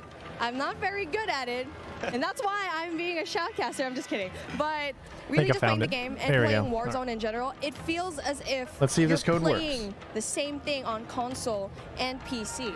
And so that's such a huge deal, especially since you're putting it in such a tiny device, tiny but powerful device, and to have the same thing here. Not only that, it has its unique aspects as well. I think we've already mentioned it before. Mobile, yes, even though you already have it, Warzone is here, it has its unique features. Big time. And when we started making the game, we listed out all these options. We could make something that was totally not connected. It was its own mobile experience, no connective tissue to Call of Duty console or PC. And on the other end of the spectrum, we could do an exact port, something that felt exactly the same, had, you know, same experience, same economy, same everything else. What we decided in the end was, you know, there are different principles that we want to achieve. We want to make sure on the core game, so here, the moment-to-moment gameplay, it feels just as good as Call of Duty console, because really, for us, that's the best shooter in the world. We want to make sure that we're rendering that properly on mobile. We just think there's nothing better. At the same time, for mobile players, there's certain customizations that are really important. Sometimes on the event side. All right, so I can tell you that it's 25 gigs. So we want to make sure we're taking those. So it's not too big, but we all know that it's going to be massive. Feels like nothing else on mobile. We think we're on the right track. I don't have enough space. I actually have to delete something from here. YouTube, getting these kills already, and it's our first time seeing him right now. So again, where he's at it's going to be a prime spot because it's not going to be too crowded, as you can see here, but you can also get really good loot. So that is definitely one thing that you want to have. And now for him spoiting all of these, I can see the movement is very much like Warzone. I feel like for me that was one of the bigger questions. It's like, what's the movement going to be like? Downloading. And you can see here, it's good. He's done. He's already kind of felt the game pretty right to the fact that he can get a lot of these kills. And so how was it like trying to transform into the movement coming in from Warzone? JJ, thank you so much for the super chat, bud. I appreciate it. That's a great point. We thought movement, that's one of those things. Movement and really the whole combat experience. It's something that we just felt like we don't want to mess with it too much. It's so special. It's what makes Call of Duty Call of Duty. So for us, it's about rendering that in the right kind of way. And again, not totally there, but man, we're pretty happy with where we are at this alpha stage in the development process. I'm just so excited to see every one of these streamers just battle it out, especially at the very late game where you get to see the circle just kind of closing in. But obviously we only have a set amount of time, and that brings an end to what we saw when it comes to the gameplay of Call of Duty Warzone Mobile. And it has been really fun, really exciting to see all the streamers playing the game, and we still have way more lined up for you. But with that being said, let's bring in Xavier for a special sideline update. Yeah, what's going on? WWE Superstar Xavier Woods, aka Austin Creed, here with the only, the man, the legend, Myth. I'm here with Austin Creed. Woo! Having a good time. Good to see you, man. Good to see you. How you been? Brother. I've been great. Good. I'm having such a good time so far, man. It's crazy. Well, I love to see you. Yeah. Now, first things first, we've all been at home for a long time, and now we get to come out to come do an event like this. You get to see all your buds, play Call of Duty with all of them. How does it feel being at this event right now? Honestly, there's like a 13-year-old little boy like inside of me, the 13-year-old version of me that's like. I want to get that checked out, bud. Sorry, I don't know if that's allowed or not, but my bad. I won't do it again. But like, I am losing my cool. Like, I think it's awesome to think about the fact that like I'm at a Call of Duty event and one of this scale for a game that's this big. Right. Yeah. Well, since you got to play the game with a bunch of people so far, what's your favorite thing? Ooh, my favorite thing, an individual thing. I think so far what I've come to really like is I feel like they took everything that I loved about Modern Warfare and elevated it to the point where like the visuals, the gunplay, the feel of everything is just really polished and tuned. And that's part of what I really loved about Modern Warfare. Nice, nice. Now, you're going to get into some Battle Royale later today. Is there anybody here that you are excited to find and take out on the battlefield? Give me Symphio. Give me Symphony's Pidgeotto ass. You know what I mean? I want to take him out because, you know, he's known as the cheater, the Warzone kid, and he's my good friend of mine, so I feel like it'd be legendary if I was able to just smoke him in the new Modern Warfare 2 Warzone, you know? Well, there we go. There we go. We're going to be watching. Yeah. We're going to see if you get it. All right. Appreciate you guys listening. Back to you, Lottie. Great job, guys. That was awesome. Did they freak out back there? Awesome. Yeah, that was great. That was so fun.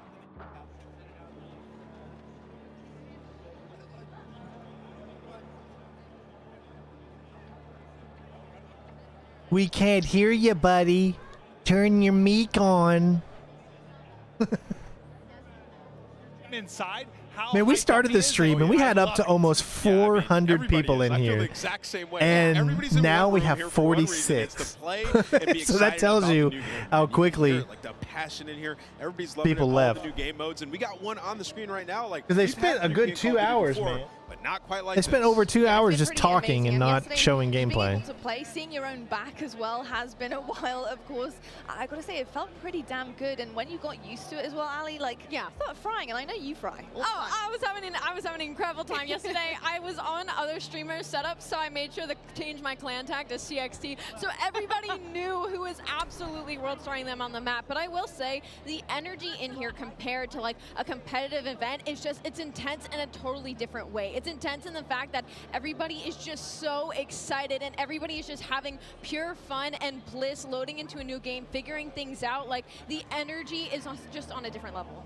It really is on a different level. This looks sick. It does. Yeah, what I like about this, Clint, is in 3P, you know, it's 3P, you use the corners, get that advantage. But when you aim in, I was worried about it feels really like, natural. It looks really natural. Yeah, I was worried about how seamless it would be from like going from 3P to aiming in, but it's perfect. Your centering feels on point. If that's how you play the game and try to keep your, you know, red dot in the middle, you can play like that, right? So it's really nice, man. It works. Well, the only time I'd really mess with it too much for me was the COD Mobile BR, like the first iteration of it, like that kind of that 3P to first person. That was the first time I really had messed with it much, and it felt great. All right, I've got the actual open beta running right now on my PlayStation 5. Yeah, and you can also let me see if we could find a way to sneak in here.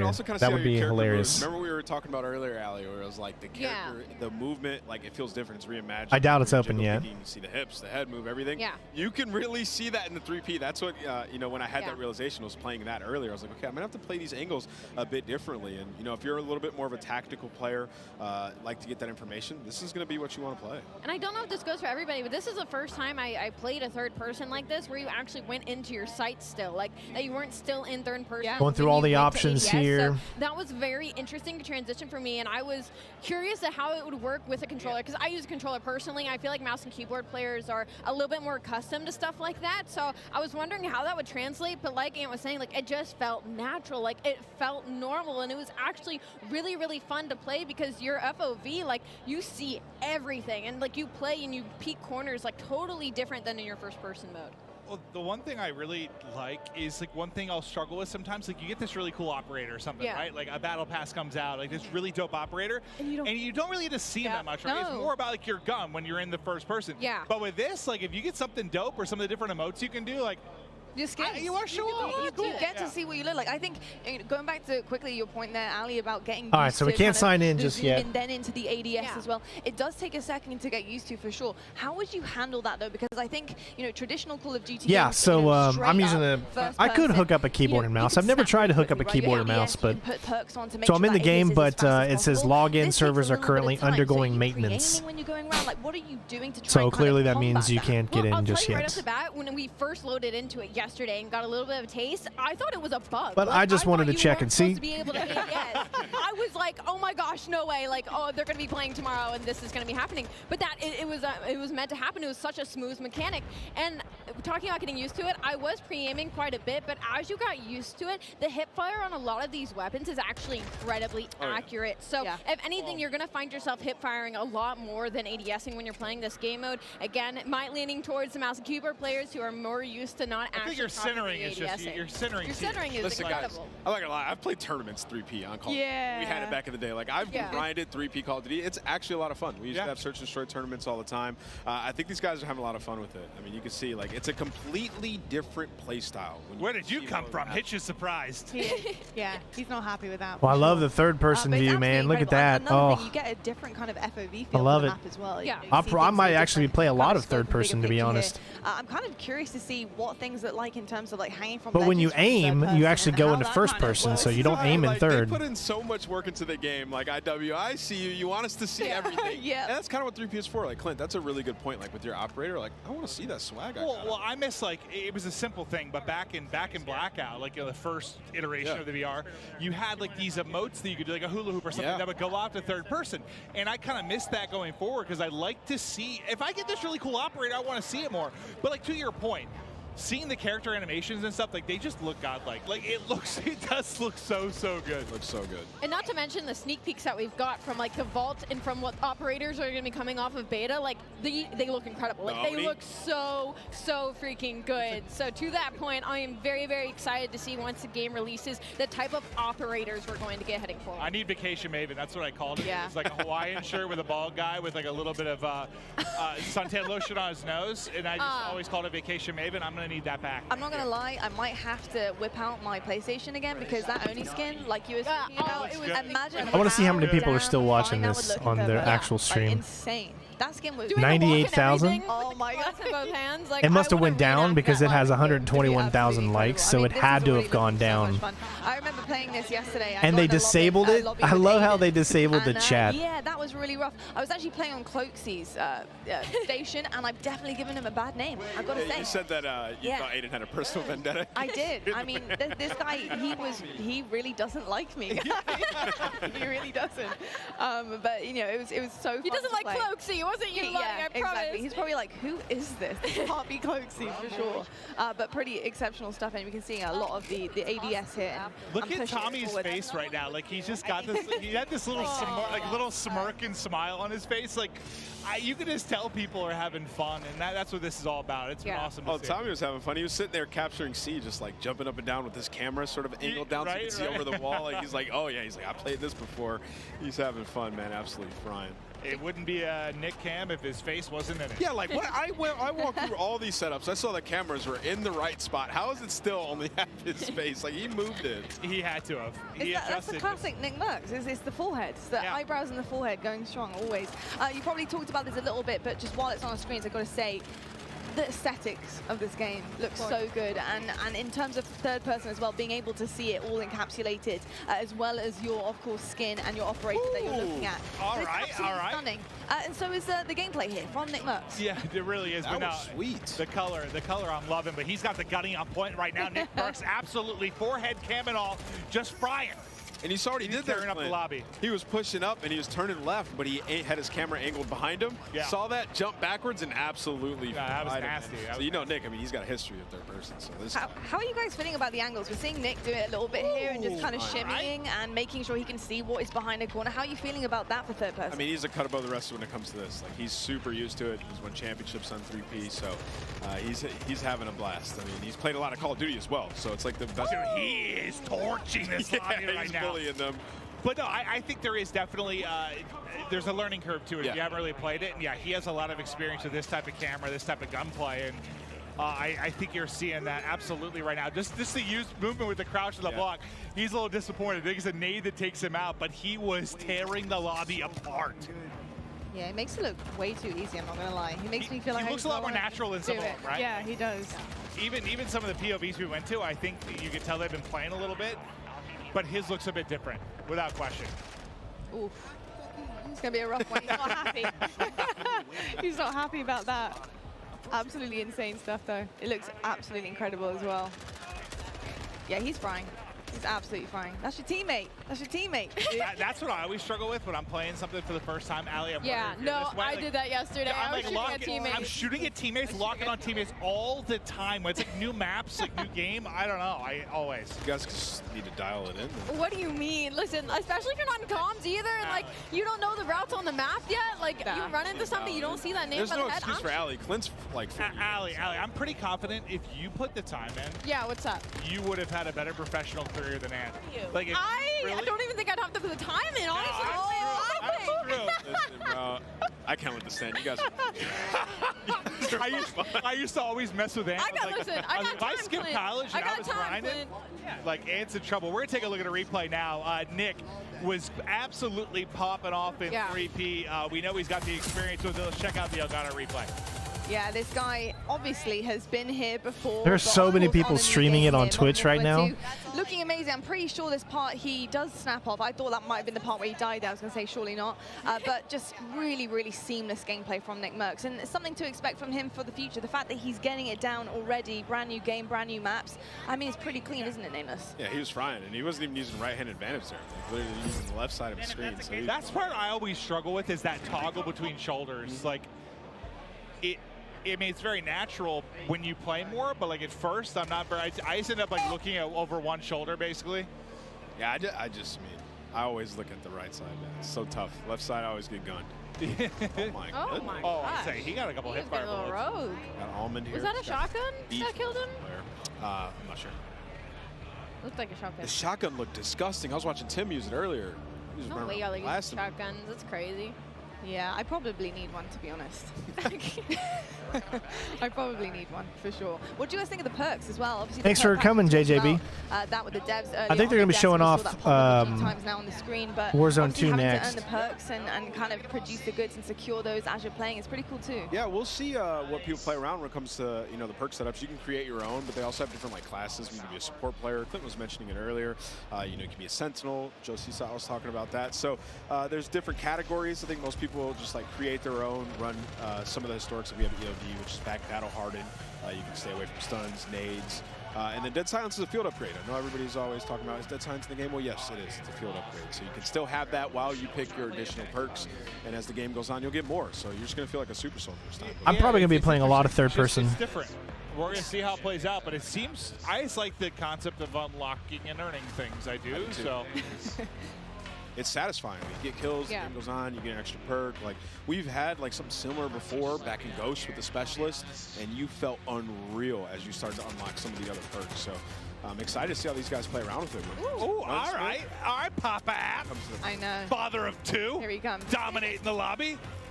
I love seeing a sub in his hand. I mean, this is probably one of the better opponent views we're going to get, as he is just looking to be a menace right now. Using the 74U, looks like a version of the AK.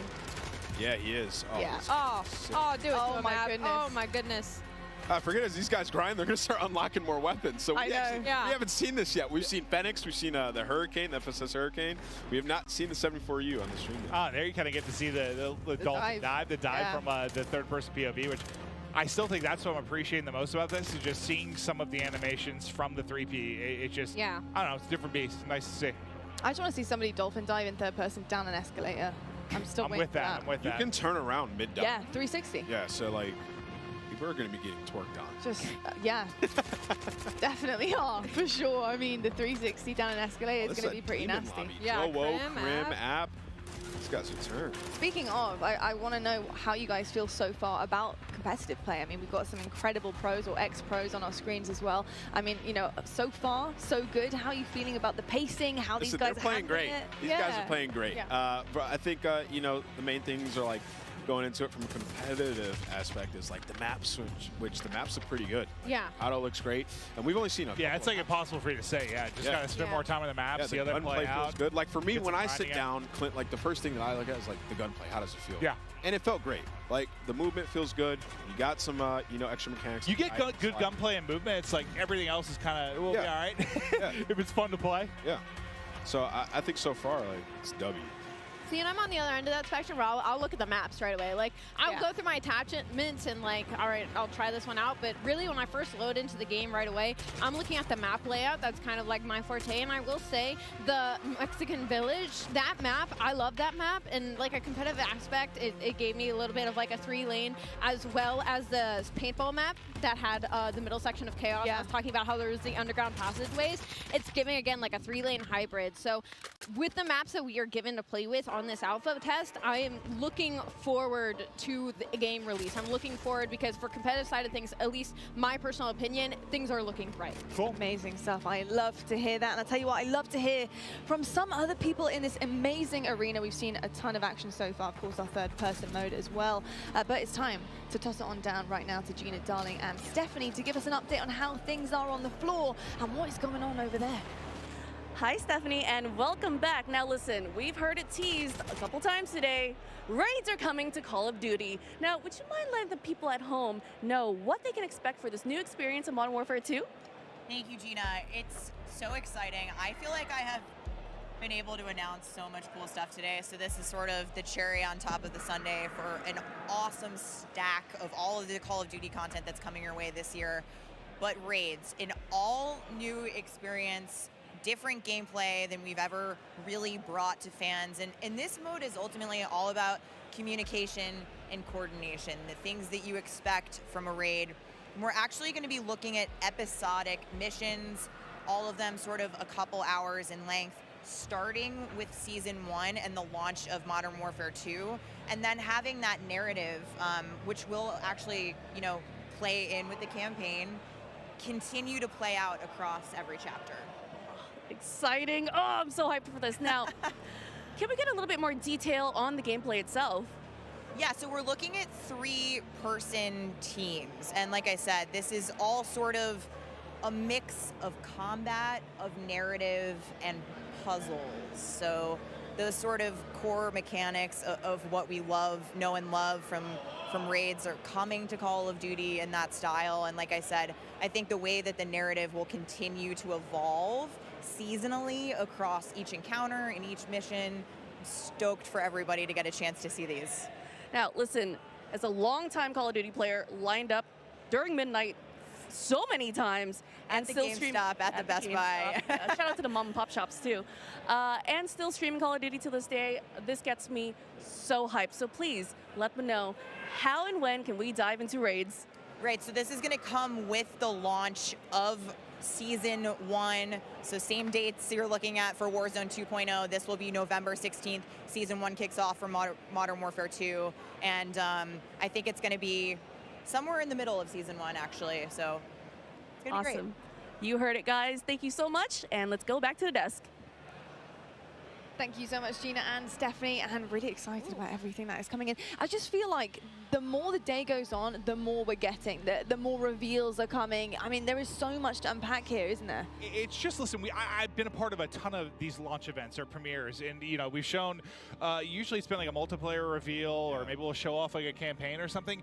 Never, I don't know how to describe it other than like it feels like we're in this sort of like metaverse now. With Warzone Mobile, with Warzone 2, with multiplayer coming from Modern Warfare 2. It just feels like it's this giant sandbox of so much cool Call of Duty shit that I love it. Yeah, absolutely. I mean, you know, it really is an experience. I feel like Modern Warfare 2 is bringing absolutely everything to the table. Or, on the other side of things, there is something for everyone, right? I mean, we're getting DMZ, we've got Ground War coming on our screen in just a moment. Oh, I want to see a tank pull someone's face off. I mean, third person, the list is absolutely endless. So the fact that there's so many Call of Duty fans that love something specific about COD, they have something to sink their teeth into here, Ali. And it's just it's incredible. He is a good-looking man. It's like an amusement park. No, you're good. I need you to let you shoot your shot. I got distracted by Cloaksy. I'm so sorry. Continue your Warzone match, I think, is coming soon. I hope he sees it later. I'm so sorry, Cloaksy. I am so sorry for yesterday. Yeah, see, here we go.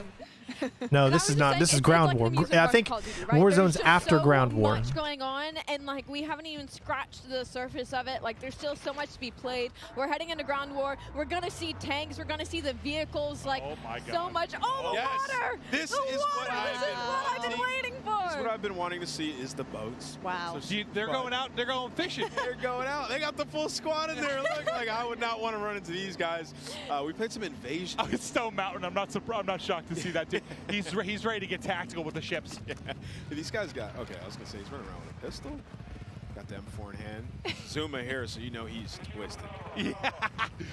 Nah, he's having a blast. It's been amazing to see Tommy Zuma's success in recent months. But, yeah, he's got the gunny still. It's cool to see him out here competing, playing, having some fun. But this is like, what, kind of like a middle ground between like your Warzone and your multiplayer experience. For those of you that haven't like messed around with Ground War, it's just giant sandbox. You're gonna see it all. Very, very different from your 6v6 type maps, that's for sure. Yeah, still with a little bit of an objective in this one, different than Invasion. Oh, that's a bathroom. Whatever. And everyone's in here just trying to, like, you just come in here, you pull out a sniper, you pull out an AR, SMG, drive all the vehicles, like full experience of Call of Duty can be had here in Ground War. Yeah, that is very, very true, actually. It really does kind of remind me of Warzone. I don't know whether Yeah, so the open beta will start on the 18th. It's a massive map, but it really is almost like so if you didn't pre-order, you'll be able to into what Warzone is, and play it on the 18th. In Modern Warfare 2, you can kind of come out of multiplayer, chuck on Ground War, and just get straight into things here as well, which, oh god, go on. That would have been so sick. We want to see a sniper shot right from the top there. Well, I was kind of curious if he was trying to hit shots at that range. Let's see a swim. Let's see some swimming. I mean, it's not even a sniper, is it? This is the breaststroke. It wasn't even a sniper. It was just a scope. Oh, yeah, no, yeah, it was. Wow. He is swimming fast. I've been compared to Michael Phelps due to my long arms and very athletic legs. Oh, is he getting damaged? Yeah, He is. pretty sure he's either, I wasn't sure if he was drowning or getting beamed. Ooh. Maybe a little bit of both. Hold the phone. I love how the movement with Aiden, like you can tell he's playing it like Warzone. Like when we were first watching him, like he was busting doors open, looking at the ground, looking for high ground. And so I think that's like, it's so interesting to differentiate the play styles between all the players and creators that we have here. Yeah, it's very interesting. And you can see right now he's just obviously selecting his loadout here, and it's something we also got into earlier on. But Ground War, what kind of loadout do you want? Obviously, it's very different from multiplayer. It's so much bigger. You know, what are you thinking? You gotta have like, have an AR with. You saw he just put a bigger scope. He just hit himself in the forehead with that nade, I believe. Oh, split. Hey, listen, it happens to the best of us, Aiden. It happens to the best of us. Not me, but it happens. I love that you can select your spawn as well. But yeah, you're gonna want like a sniper, an overkill AR. Oh! Nice movement. Yeah, this spawn selection is huge, by the way. That is such an interesting, cool kind of push there into Ground War. Listen, this is what I'm doing all day. If I'm not in the back sniping Ground War, like I'm in a tank, 100%. Like, look how fun this is. This guy's just driving around, just blasting people. Nothing but vibes. What song do you think he's got playing in the tank? That is a good question. That's a very good question. Yeah, I would say it was some like AC/DC. Usually in the trailers, I feel like there's usually some. Oh, he's trying to shoot the water. See what Wait, drive the tank in the water. I want to see what happens. I would love to see that, please. Well, what's the one? Is it the ATV that's like can do both? It's like amphibious, right? I believe they talked about it, I think in like the opening of the show, that there are some vehicles that you can take right to the water. Like, this is some James Bond stuff. They said they sink slow now when you drive a vehicle in the water, which I want to see a tank sink slow. I know. It's kind of cool just to see take a people dip. diving in, by the way. Isn't it? It's kind of cool to see people jumping into the water. Try stuff, Dip your toes into it. And just like when we It's scale hot. out, They're in the desert. when we come out of game and we see the view like this, it just blows my mind that they were able to set this up. Yeah. Oh, just Like, the venue Everybody itself. grinding, like everybody in a ground war, queuing up.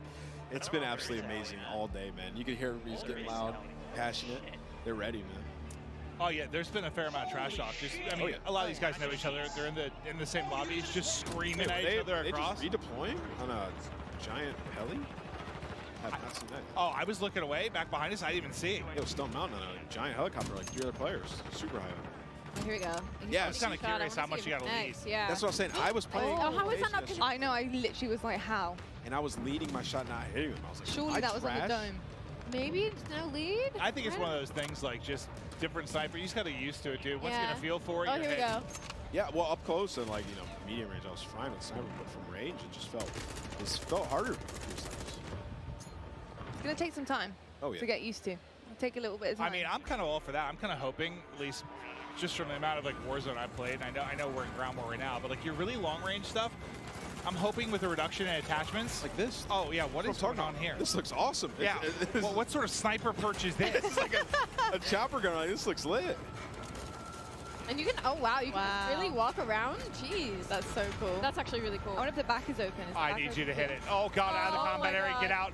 2, 1, Oh, just it back just made in. it. Look, 2 of them did it though, look, noisy. Oh. But I hope like with the reduction in attachments, Try to snipe. it's a little bit harder. Like, we've gotten so used to being able to just beam someone at 200 meters. Yeah. There's a little bit more of a challenge to it. Yeah, a little bit more of a skill factor coming in. Oh, someone saved his life. Guardian Angel. I really do feel like the way that this game plays so far, the pacing, everything about it, honestly, the skill gap I feel like is there. I feel like we're going to see that a lot. Well, that guy's thigh is no longer there. That's so true. a lot of Very it just true. ripped off of the 50 cal. Very true. He was just moving with the sniper in his hand, by the way. Like, really quick. Speed demon. Yeah, he changed the attachments there for sure. Ooh. Hey, Cluck. What's up, buddy? I'm your #1 fan. I ordered your merch and I wear your shirt every other day. Big That's fan. some pizzas in the background. That's So a they big hand delivering pizzas to the Oh, are setup. they? Okay, because I'm looking forward to that. Wow. When I'm thinking, Can we get a hand-delivered pizza? I'm thinking to the that's a desk? little I don't know hand-delivered when Little Caesars going around right now. Whatever my next break is, I'm throwing back an entire I hope they're getting napkins. Yeah, I'm not gonna lie. some- Having pizza, watching some Very gameplay on this greasy. desk right now is a vibe. Yeah, I mean, what I see right now is I see Call of Duty, I see a bunch of streamers, I see Mountain Dew, I see pizza. I mean, This is literally opening night. Like, This brings me back to being 18, right? I know. Just the best. Remember waiting in line for the game, go home, like, I'm taking school off tomorrow. Like, sorry, I can't go, Grandma. I'm sick. Yeah. Gotta put that temperature thermometer on the radiator. Make sure that's the highest it can be. Oh, there it is! my God, Of come course on. it's Pammy! Who better to watch for the sniper? Of course! Yo. Hit it! Ah! Hit marker! Wow. Oh, he is just flying. Oh, Is that? wow. He said, I'm getting this one. It is Pam. What a moment. Pamashi Bond. Oh. Oh, he's getting ripped in there. He's been doing this for a while. Oh, no. Ah. He got one, though, from the Look chopper. at the smile. was You can see gross, him. too. He's so happy. Oh, I can see it now, Clint. All the 360 snipes off of that chopper. Oh, yeah. In the montages, like, it's gonna It's happen. like, what you know those moves they do off of like the diving board, like at the Olympics, right? It's gonna be like triple cal sal 720 backflip into a snipe. Yep. Okay. Look, the dev said that they wanted fun, and this that is- sounds pretty damn I'm fun kind to of me. with that, yeah. Oh Yeah. my God. What just happened there? Sniped out of the sky. Adios. Oh. Farewell. Was that bread? I don't know. I think it was bread. Look I at don't know. I might need a replay. Oh, we got a demon lobby. I saw Biffle in here. Jack's getting popped. I saw Miles actually getting pretty diffy in a lobby against Biffle. Okay. He was top of the leaderboard. That's who we needed to 1v1 Biffle from the I actually think it's a Miles. Oh, versus there's the Biffle, pizza. yeah. that looks glorious. Of course, Jack takes full break. Oh, my mouth is literally watering just thinking about pizza. Go ask Jack for some. I could eat it every Yeah. meal, I'll be honest with you. I really could. Oh, is he bringing? He's bringing the sniper out. Yeah, he switched to his He was like, you know what? Let's do it. If you can't beat him, join him. I want to know who's winning right now. unfortunately, I think it's Cam. Oh, they are winning there. I can see just the top, the 45, 49 winning. There we go. I need a loser's point of view now to see the score. I have not used this gun yet. This looks like a sniper. Oh, I'm confused. Is somebody actually driving that? I thought it was like a I thought it was a spawn chopper. I don't know, but Courage was trying to find out. How we doing, sir? Looking very dapper. This is cool. Selecting spawns is just sick. I'm not going to get used to that. I just like the you know, in older games, you know, you pick your spawn, you sort of appear there, but now like the whatever you call it, like the thing, the animation, what do you call it? Like no, how it like takes you. It takes like flies. It's like the zoom in, isn't it? Yeah, there's a word for it there that I'm not finding, but like the zoom in to like your spawn. Transition. There we go. That's probably what I was looking for. But I like that a lot. Thank you, Lottie, for saving my brain. It was struggling because it needs pizza. Mine struggles on the reg. Yeah, yeah. So don't worry. Yeah, no, I think it is really, really cool to see that. And I think it just suits ground war, honestly. It really does suit ground war. And I think in terms of the objective work, you can have a huge map here and you have to cover so many different areas. So the fact that you can choose your spawn spot is pretty sick. I love it. I think Myth hybrided his pistol to like an SMG. Whenever he switches to that, look at it, because that looks right? insane to me. There's an auto version of that pistol, and he has it on, but he has like a stock on. Nice. He's got it pretty loaded up. It's the attachments that you can really make it your own. Yeah. You can make an AR into an SMG. I mean, we've been saying it. You do a lot with this pistol into an SMG. Maybe that same SMG pistol into an AR. Who knows? So I've just looked at the kill feed, and Symphony is on the other team. So perfect. That's exactly what I need. I needed to snipe him. That'll bring me a whole lot of happiness. Oh, that's a tank. That was Optic Blake getting plucked. I want to see that drill charge being thrown on the ground and a tank running over it. We saw it in the trailer. But I need the one like through the roof. No, like there's one you put on the ground. Well, yeah, you can do it through a wall as well. I think it'll just. I really want to see the okay. He's popping off now. Floating nade. I want to see so bad. The floating mine. Wow, there's a lot of red arrows over there. Yeah. Wow. Oh. That looks so beautiful. It has the whole map on it. Yeah. Like, in color as well. It looks great. Cruise missile out. He's calling everything in. Doesn't see anyone. There we go. They are inside. Unfortunately, not able to hit it, but fact is, Myth taking over the lobby. Snipe looking hot.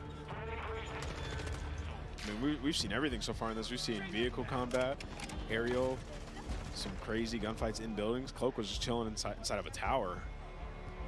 So everybody, your specific taste of Call of Duty you can find in Ground War. Yeah, it's a little bit of everything. Just fun. It's just fun. You can look a lot of the settings right now, you know, because it's never their fault. It's a settings problem. So I think we're on the hunt for what's wrong right now. I love going through this. It's just my favorite thing in the world. Just making sure everything's exactly how I need it to And you never thought it could be your thumbs? No, no. I just really like tinkering with it. Oh, yeah. But do I blame it when I have failures? Yes, I do, Lottie. Oh, yeah. Yes, I do. No, it's rarely my fault, Lottie. We all do, to be honest. I understand that. Got a lot of red up there right now. Wait, so you can spawn in a vehicle. You see that? That's dope. Yeah. Yeah, it says full, so I guess he's waiting for somebody to deboard. That's sweet. What? I did not notice that. Right, somebody get knocked out of it. I wonder if you can spawn in a chopper, in a helicopter. Must be. I believe we're going to be tossing to the floor soon. I'll tell you what, I'm going to see if in the 3 minutes I'm off camera, if I can eat an entire pizza. I'm going to try to. I would like to know if you can. can. Bring me some? Yeah, I'm going to try and find it. That's my goal. We'd like a follow-up on that for sure. This is Booyah here. These guys are all grinding. We're going to get to see some Warzone later today. It's going to be epic. It is going to be absolutely incredible. Well, I'll tell you what, folks, we're just about done here with watching this Ground War gameplay. We're going to toss it on down to the main stage to find out who Jess has got and who she's going to be talking to. Jess, over to you. Thank you so much, Lottie. Yeah, I'm actually here with one of my favorite streamers, Swisham. How are you enjoying yourself here at COD Next? I mean, you're here among 200 of your fellow streamers playing what I can only imagine is your favorite game. How does that feel? Honestly, the experience so far, it's been amazing. Like, I can't put into words. Like, the feeling to be here right now playing MW2 and getting all the first looks, like, you can't have anything better, you know? So far, like, I'm loving it. Like, I feel like a little kid on Christmas. Like, everything, like the aspect of all, you know, everything in the game right now with multiplayer, it feels so good, so smooth. I just want to keep playing this. I don't want to go back to Caldera right now. Well, we've had a little taste now of, 6v6, ground war, different maps, different modes. Kind of what's your main takeaway here from this game? Honestly, I'm loving third person right now. It's like, honestly, I didn't know if I was going to like it or not because, we've never had third person, with the past COD. But honestly, I'm loving it a lot. And I love the maps. Everything, is really good right now. And it's feeling, smooth. All right, final question. What is next for you and your stream and your content? MW2 grind. That's all I'm looking forward to. Can't wait. That makes perfect sense. Well, thank you so much, and best of luck. Have fun out there. Lottie, babe, back on over to you. Thank you so much, Jess. And you can see right now there is so much happening behind us. All the creators, you can see the ring lights for days. So much Modern Warfare 2 being played. But my name is Lottie, I'm on the desk, I'm joined by Maven. But I also do have two very special people to talk about Modern Warfare 2 and what it took to make it look so damn glorious. We've got Mark and Joel joining us. And guys, studio animation director, and we've got studio art director here. I gotta say, first and foremost, this game is stunning. Awesome. Like, it is absolutely beautiful. The colors are incredible. Yes. I just want to dive in IRL, to be perfectly honest with you, but it's not really just brown. It's not just brown. It has some color. I promise I didn't joke about that already multiple times today. But no, seriously, there's been a lot of gray and brown sometimes. There are many hues. We got our hue chart out. We put that in there. It looks vibrant. I'm loving it. It just feels good when you're out there slaying. It looks absolutely incredible. I'm so excited to dive deeper into that. But folks at home, if you didn't already know, we've got an epic giveaway from our friends at Jack Links, and each Jack Links supply drop includes a brand new copy of Modern Warfare on the platform of your choice. Delicious Jack Links limited edition products. Brand new epic in-game items from Jack Links. So if you want to find out more, check this out.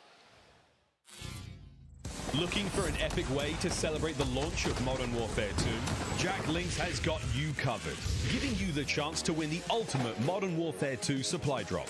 Keep an eye out during the broadcast. I love how they're actually putting to appear on screen. These ads into the stream. And scan the QR code, following the prompts to qualify for entry. Tune in Gotta get that Call money. of Duty next. Squad up with Sasquatch and level up for the ultimate viewing experience, courtesy of Jack Links. Terms and conditions apply.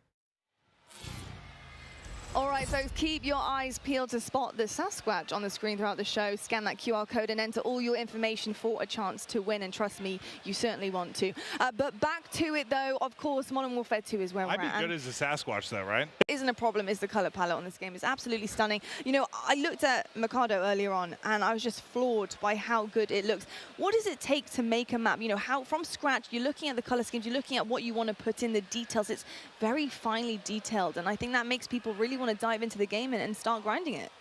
Well, I think it's important to create an immersive environment, go out and capture reality. But at the end of the day, it's all the details. And what's funny about making stuff like this is it's about what you leave out.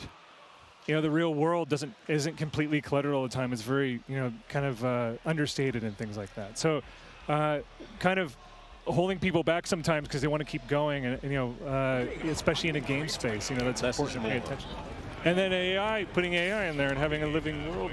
That's just insane. The AI part is something that blows my mind, and I think it really brings such an incredible aspect of that realism, that realistic effect that you guys are trying to achieve here in Modern Warfare 2 and in COD games in general. What does it take to make that happen? Oh my. Well, it takes a lot of just research and reference that we use. Like, all of us are mad action movie fans and cartoon anime and all that stuff. But that's the action side of it. Yeah. But we have to have that authenticity where we deal with our military advisors, all different branches of the military. We ask them questions all the time. We're always asking, hey, would you do it like this or would you do it like that? Most of the time they'll say, yeah, no, I wouldn't do it like that. That's Hollywood. But they know that it's an entertainment product, so they definitely are in it to win it, always giving us the advice that we need, plus the extra, pointers in here and there. Then we bring them into the mocap stage. Yeah. Get them suited up. A lot of them never been in anything like that. They're in spandex, with the dots and stuff, big tough guys, but once they get going, it's amazing when you see a lot of the movements that they do. They're like, wow, man, that's going to look good in the game. Yeah. So yeah, it's just a lot of like effort and magic that goes into it. Mark and I go back on this all the time. It's what you're looking for also in the performance is the human mistakes. Yeah. You know, when people get scared, when AI gets scared, how do they react? When a soldier, like, you know, sometimes all these consultants do things perfectly. Right. Right. And they rehearse it. It's muscle memory. But you want those moments where they're making mistakes and they don't do it perfectly. Imperfections. Human, yeah. You know? Well, I feel like the hard part, at least from the outside looking in, is just like finding that fine line between realism and fun. Because I play games, and I'm not going to call it any other games, but like they try to have like sometimes like a realistic weighted movement to it that to me is just not as fun. Like I want more arcadey sometimes because that's just we're playing a game at the end of the day. It's a fine line. It's got to be very tricky. You can't go too overboard and WrestleMania or anything like that, and you can't go too I don't know, whatever. It's contrast. We see that. I mean, with the Oni skin we saw earlier, the way that the guy was walking the operator, we having that fun, that exciting That's aspect. you? Was that you in the That was me in the suit. No. Was it really? No way. Oh, dude, that looks dope. Oh my! I'm a big fan. For a start, big fan of the Oni. That looks awesome. But I mean, that was fun. We are bringing that fun element to operators like Oni and having these exclusive skins that you're able to put on, and it changes the whole character that you are embodying in the game, and that's where the fun aspect comes in. But you do have people who want to stay true. They want that realistic kind of approach and feel to the game, and I think the balance is really difficult, but something so far we've seen is that you guys have done that so well. Where does the decision making of the AI come in? I know the intuitive, creative part of the AI is so important to you guys, and having them making those decisions and become actually a vital aspect of in-game play. How does that work? Well, that's a balance between the programmers. The animators, we want them to do everything. So we just have them running around, but then they're cooking a meal. The design, Jeff and Joe, like, we don't need it like that. Can you guys switch it this way? So there's a lot of balance between design, code, and animation. The art. How many times do we go back and forth on silhouettes and because you want the AI to like be identifiable. Right. In that when you mix it up, you need to get it's that a stuff. little difficult, but it's a balance between that triad of design, code, and animation where we have our vision in our head and we just have to come together and compromise. Well, how much? I guess I feel like adding like the third person kind of put a spotlight on you from an animation standpoint, because we've all seen, like, when you're in first person, you don't see a lot of the animations you do, but like when you're fighting somebody online, like every now and then the animation can be janky due to whatever, desync. You're playing on the internet. But like when you have like the 3P, like it is a spotlight directly on the animations of the character. The animation department and programming went to town. They had to, right? and it's so awesome to see it. Like our animation director at the studio, Bruce Ferris, I was just talking to him today about it. But it's really awesome. So I was just sitting down here on the floor watching it a few minutes ago. I was like, wow. Man, it looks so good. That's what I was thinking. Vehicle mounting and all the stuff that goes on with that, the way that you mantle on things. You've got a nice system where the feet are falling on the terrain the proper way, on staircases and things. It's I don't know. It's just awesome to see. It makes the characters look great. When you see someone else doing it, that makes you feel even more badass. It was a power fantasy seeing it happen. That's all I could think about in the 3P part was like the character animations. They look so. They knocked it out of the park. It's awesome. They really did. I got to ask you just that, a personal nerdy question for me, but I love. Yeah, unfortunately, it doesn't look like we're going to get any Modern Warfare 2 campaign gameplay. It's all multiplayer today. Sorry, bud. Played out live. Do you guys have to do it? We do. Like, we do. Wow. Cool. We don't do them ourselves. It wasn't me in the suit. We go get stunt people, and we kind of map it out first, draw sketches. Like, hey, maybe it's like, do it like this, do it like that. We get them on stage, and then we kind of like just go through it together, to kind of just bring that action and that feel. That same thing that you just felt. Yes. We did it last project. This time we like, all right, we need to up the ante a little bit. Love it. So. Violence and aggression. I'm going to put pressure on both of you if this isn't in yet. So listen, this is going back to, we were talking about the fact that one thing that's tough with first person is when you get cool operators, right? You don't see them as much, and like finishing moves is one where you do, but like going back, this is back to like Blackout, but like when you would do, there were different like emotes you could use where you would like dance and you'd have the hula hoop and stuff like that, so you'd kind of see your avatar more, you could show off, you could do a lot of taunting type things. Right. Is that in that, or can you add it for me?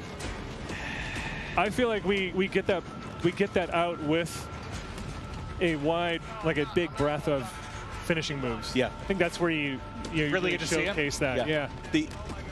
You weren't asking if we have emotes, right? Well, no. I guess more like I'm trying to think back. Like there was one where I could do like a hula hoop or like goofy kind of stuff you could do to like show off. And I just like I guess I like to see my operator more and more. For sure. Yeah. And you guys have put so much work into the animation. Like I want to see my guy dance. You know, I want to get down and nasty. It's an evolving system. We have to see what happens. Right now, we're so focused on.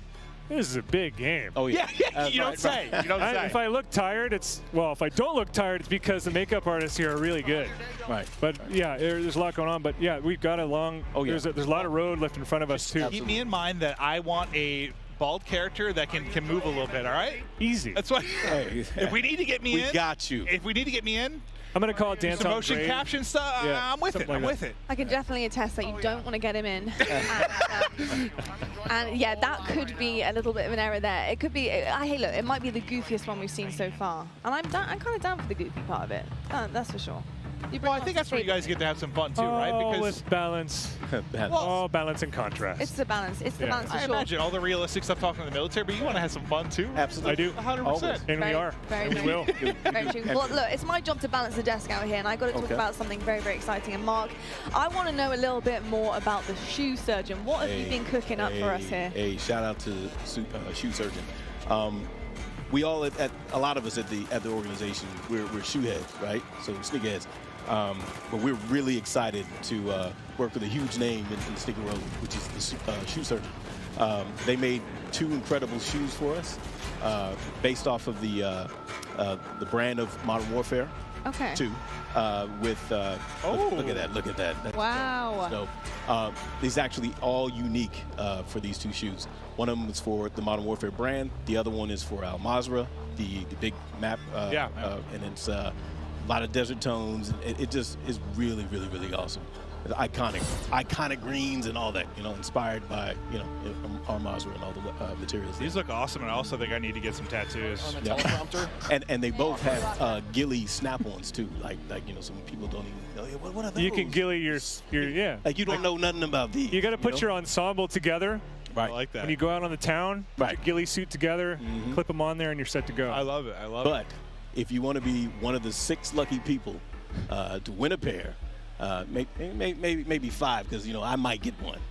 You need to follow Call of Duty. Okay. Then you need to tweet hashtag CODNext and hashtag sweepstakes, or you can scan the QR code there and enter to win. It's as easy as that, folks. Absolutely incredible. I've got to say, I really want to cop that desert color pair. I want the Modern Warfare 2 one. Ooh, I like that. The iconic green. Yeah, the iconic green. Absolutely. I'm wearing it today. I've got to say, it looked pretty good with what I'm wearing right now. Did you see Joanna's pants though? I did. I mean, who didn't? Yeah, I mean, right. icons everywhere I look.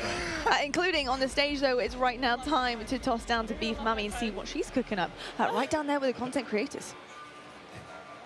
Wow, I'm ready to have another slice of that action here in Warzone Mobile. Did you like that? Yeah, Little Caesars right here. We're ready for another round of gameplay here.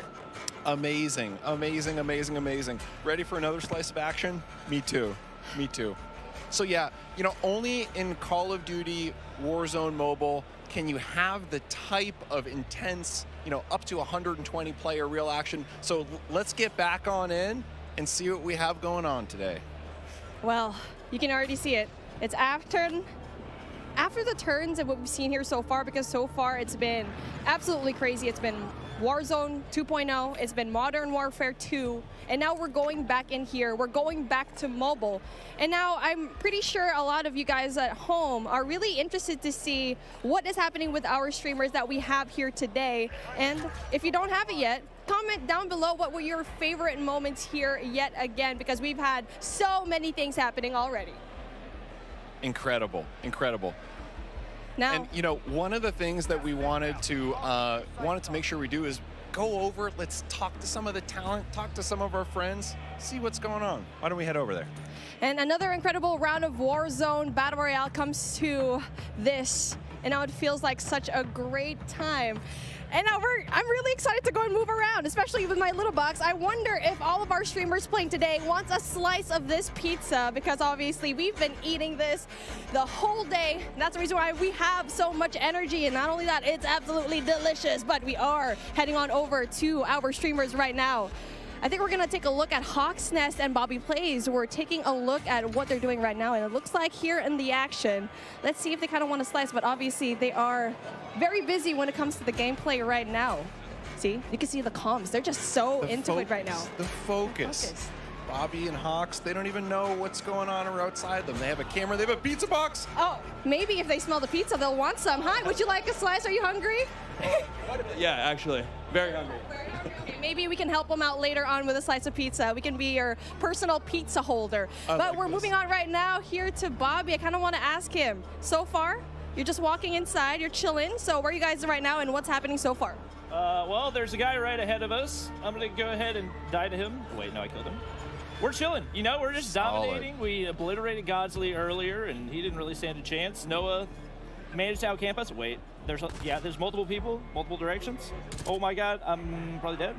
I'm concussed. Okay, we're gonna get back to you later on. You guys focus over there. I don't want y'all to die just because of us. Oh, and speaking of, Bobby's gonna be headed on into the gulag, but you know what? It's okay, it's fine. A lot of these gameplays happening right now. So far, how are you feeling right now, Matt? Like, you're seeing all the gameplay. It's been crazy here so far.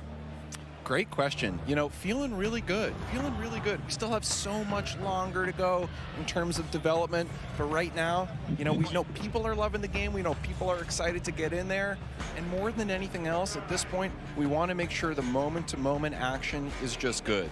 For us right now, moment-to-moment action, and you know, the other thing that's worth touching on a little bit is cross-progression, really breaking down what that means a little bit. Absolutely, that cross progression. If you are at home, if you're playing Warzone 2.0, if you're playing Modern Warfare 2, that progression that you have over there, it can transfer over into Warzone Mobile, where if you want to grind for the Battle Pass, you can do so at the tip of your fingers. Yeah, that's right. If you have things going down at home, you can definitely bring it down into wherever you are. If you're on the car, you can grind for it. So again, so many new things. And for me, I think it's such a revolutionary thing for this to happen. Yeah, exactly. You know, we were talking the other day around like, well, what does that mean? If I'm a player, cross progression, how does that benefit me? And there really are a handful of experiences we think are just made better by cross progression. So I want to talk about those just for a little bit. The first one is, let's say I'm playing for, you know, a couple days. We have some new functional weapons that are unlocked. If I'm playing on console or PC or mobile and have a long session, maybe I, you know, do pretty well, then I unlock that functional weapon. That time investment that you just made, that now carries over to all the other platforms, regardless of where it happens on. So think about the time save there. Exactly, not just that, you're interconnected. I mean, we like to say it again and again because it's just a revolutionary thing to have. But I know you have something else in mind because you have so much new features here, and we're only in alpha here. So again, we're just talking about all the main things that's happening right now. Exactly, and you know, so that's the first one for me. Unlocking new functionals, it's fantastic. It saves me a lot of time. The fact that whatever I unlock on one platform, I find on the other platforms. The second one for me that I think really is just super cool and also is very player friendly, which is one of the things super important to us, is shared battle pass. So let's say I've leveled up the battle pass on one platform. Say I'm playing on mobile, you know, had an awesome session with my friends. The next day, all that progress again carries over. So the stuff I've unlocked and my level, just those benefits now kind of really carry over with me. And the final one I just want to talk about for 1 sec. Let's imagine over the years, I've built up a group of people. Now, some I know in real life, maybe others I've met playing. That friend group, so the chats and the larger social experience, now they're going to carry over across platforms and across our sessions. Why are we doing this? We're doing this because we can, honestly. Other games. All right, everyone. This is where I'm going to call it a quits. It seems like, you know, I know not everyone's pretty much mostly left by the end of this, but we did about 4 hours of it. So if you want to continue watching, then make sure you head over to... Everybody's messaged them, and there you go. They're going head over to Call of Duty's main channel on YouTube, or you can watch the numerous ones that are over on Twitch. So other than that, thank you for tuning in. I will be having my own gameplay coming of this tomorrow, so hopefully you'll stick tuned and you'll support me for that. Other than that, I will see you tomorrow with Call of Duty Modern Warfare 2 Beta. Peace. Where we're taking a look at Jokesta, and with everything so far, I don't think we've touched up on vehicles that much anymore. So, I mean, yeah, the ATV, you got it right over here. You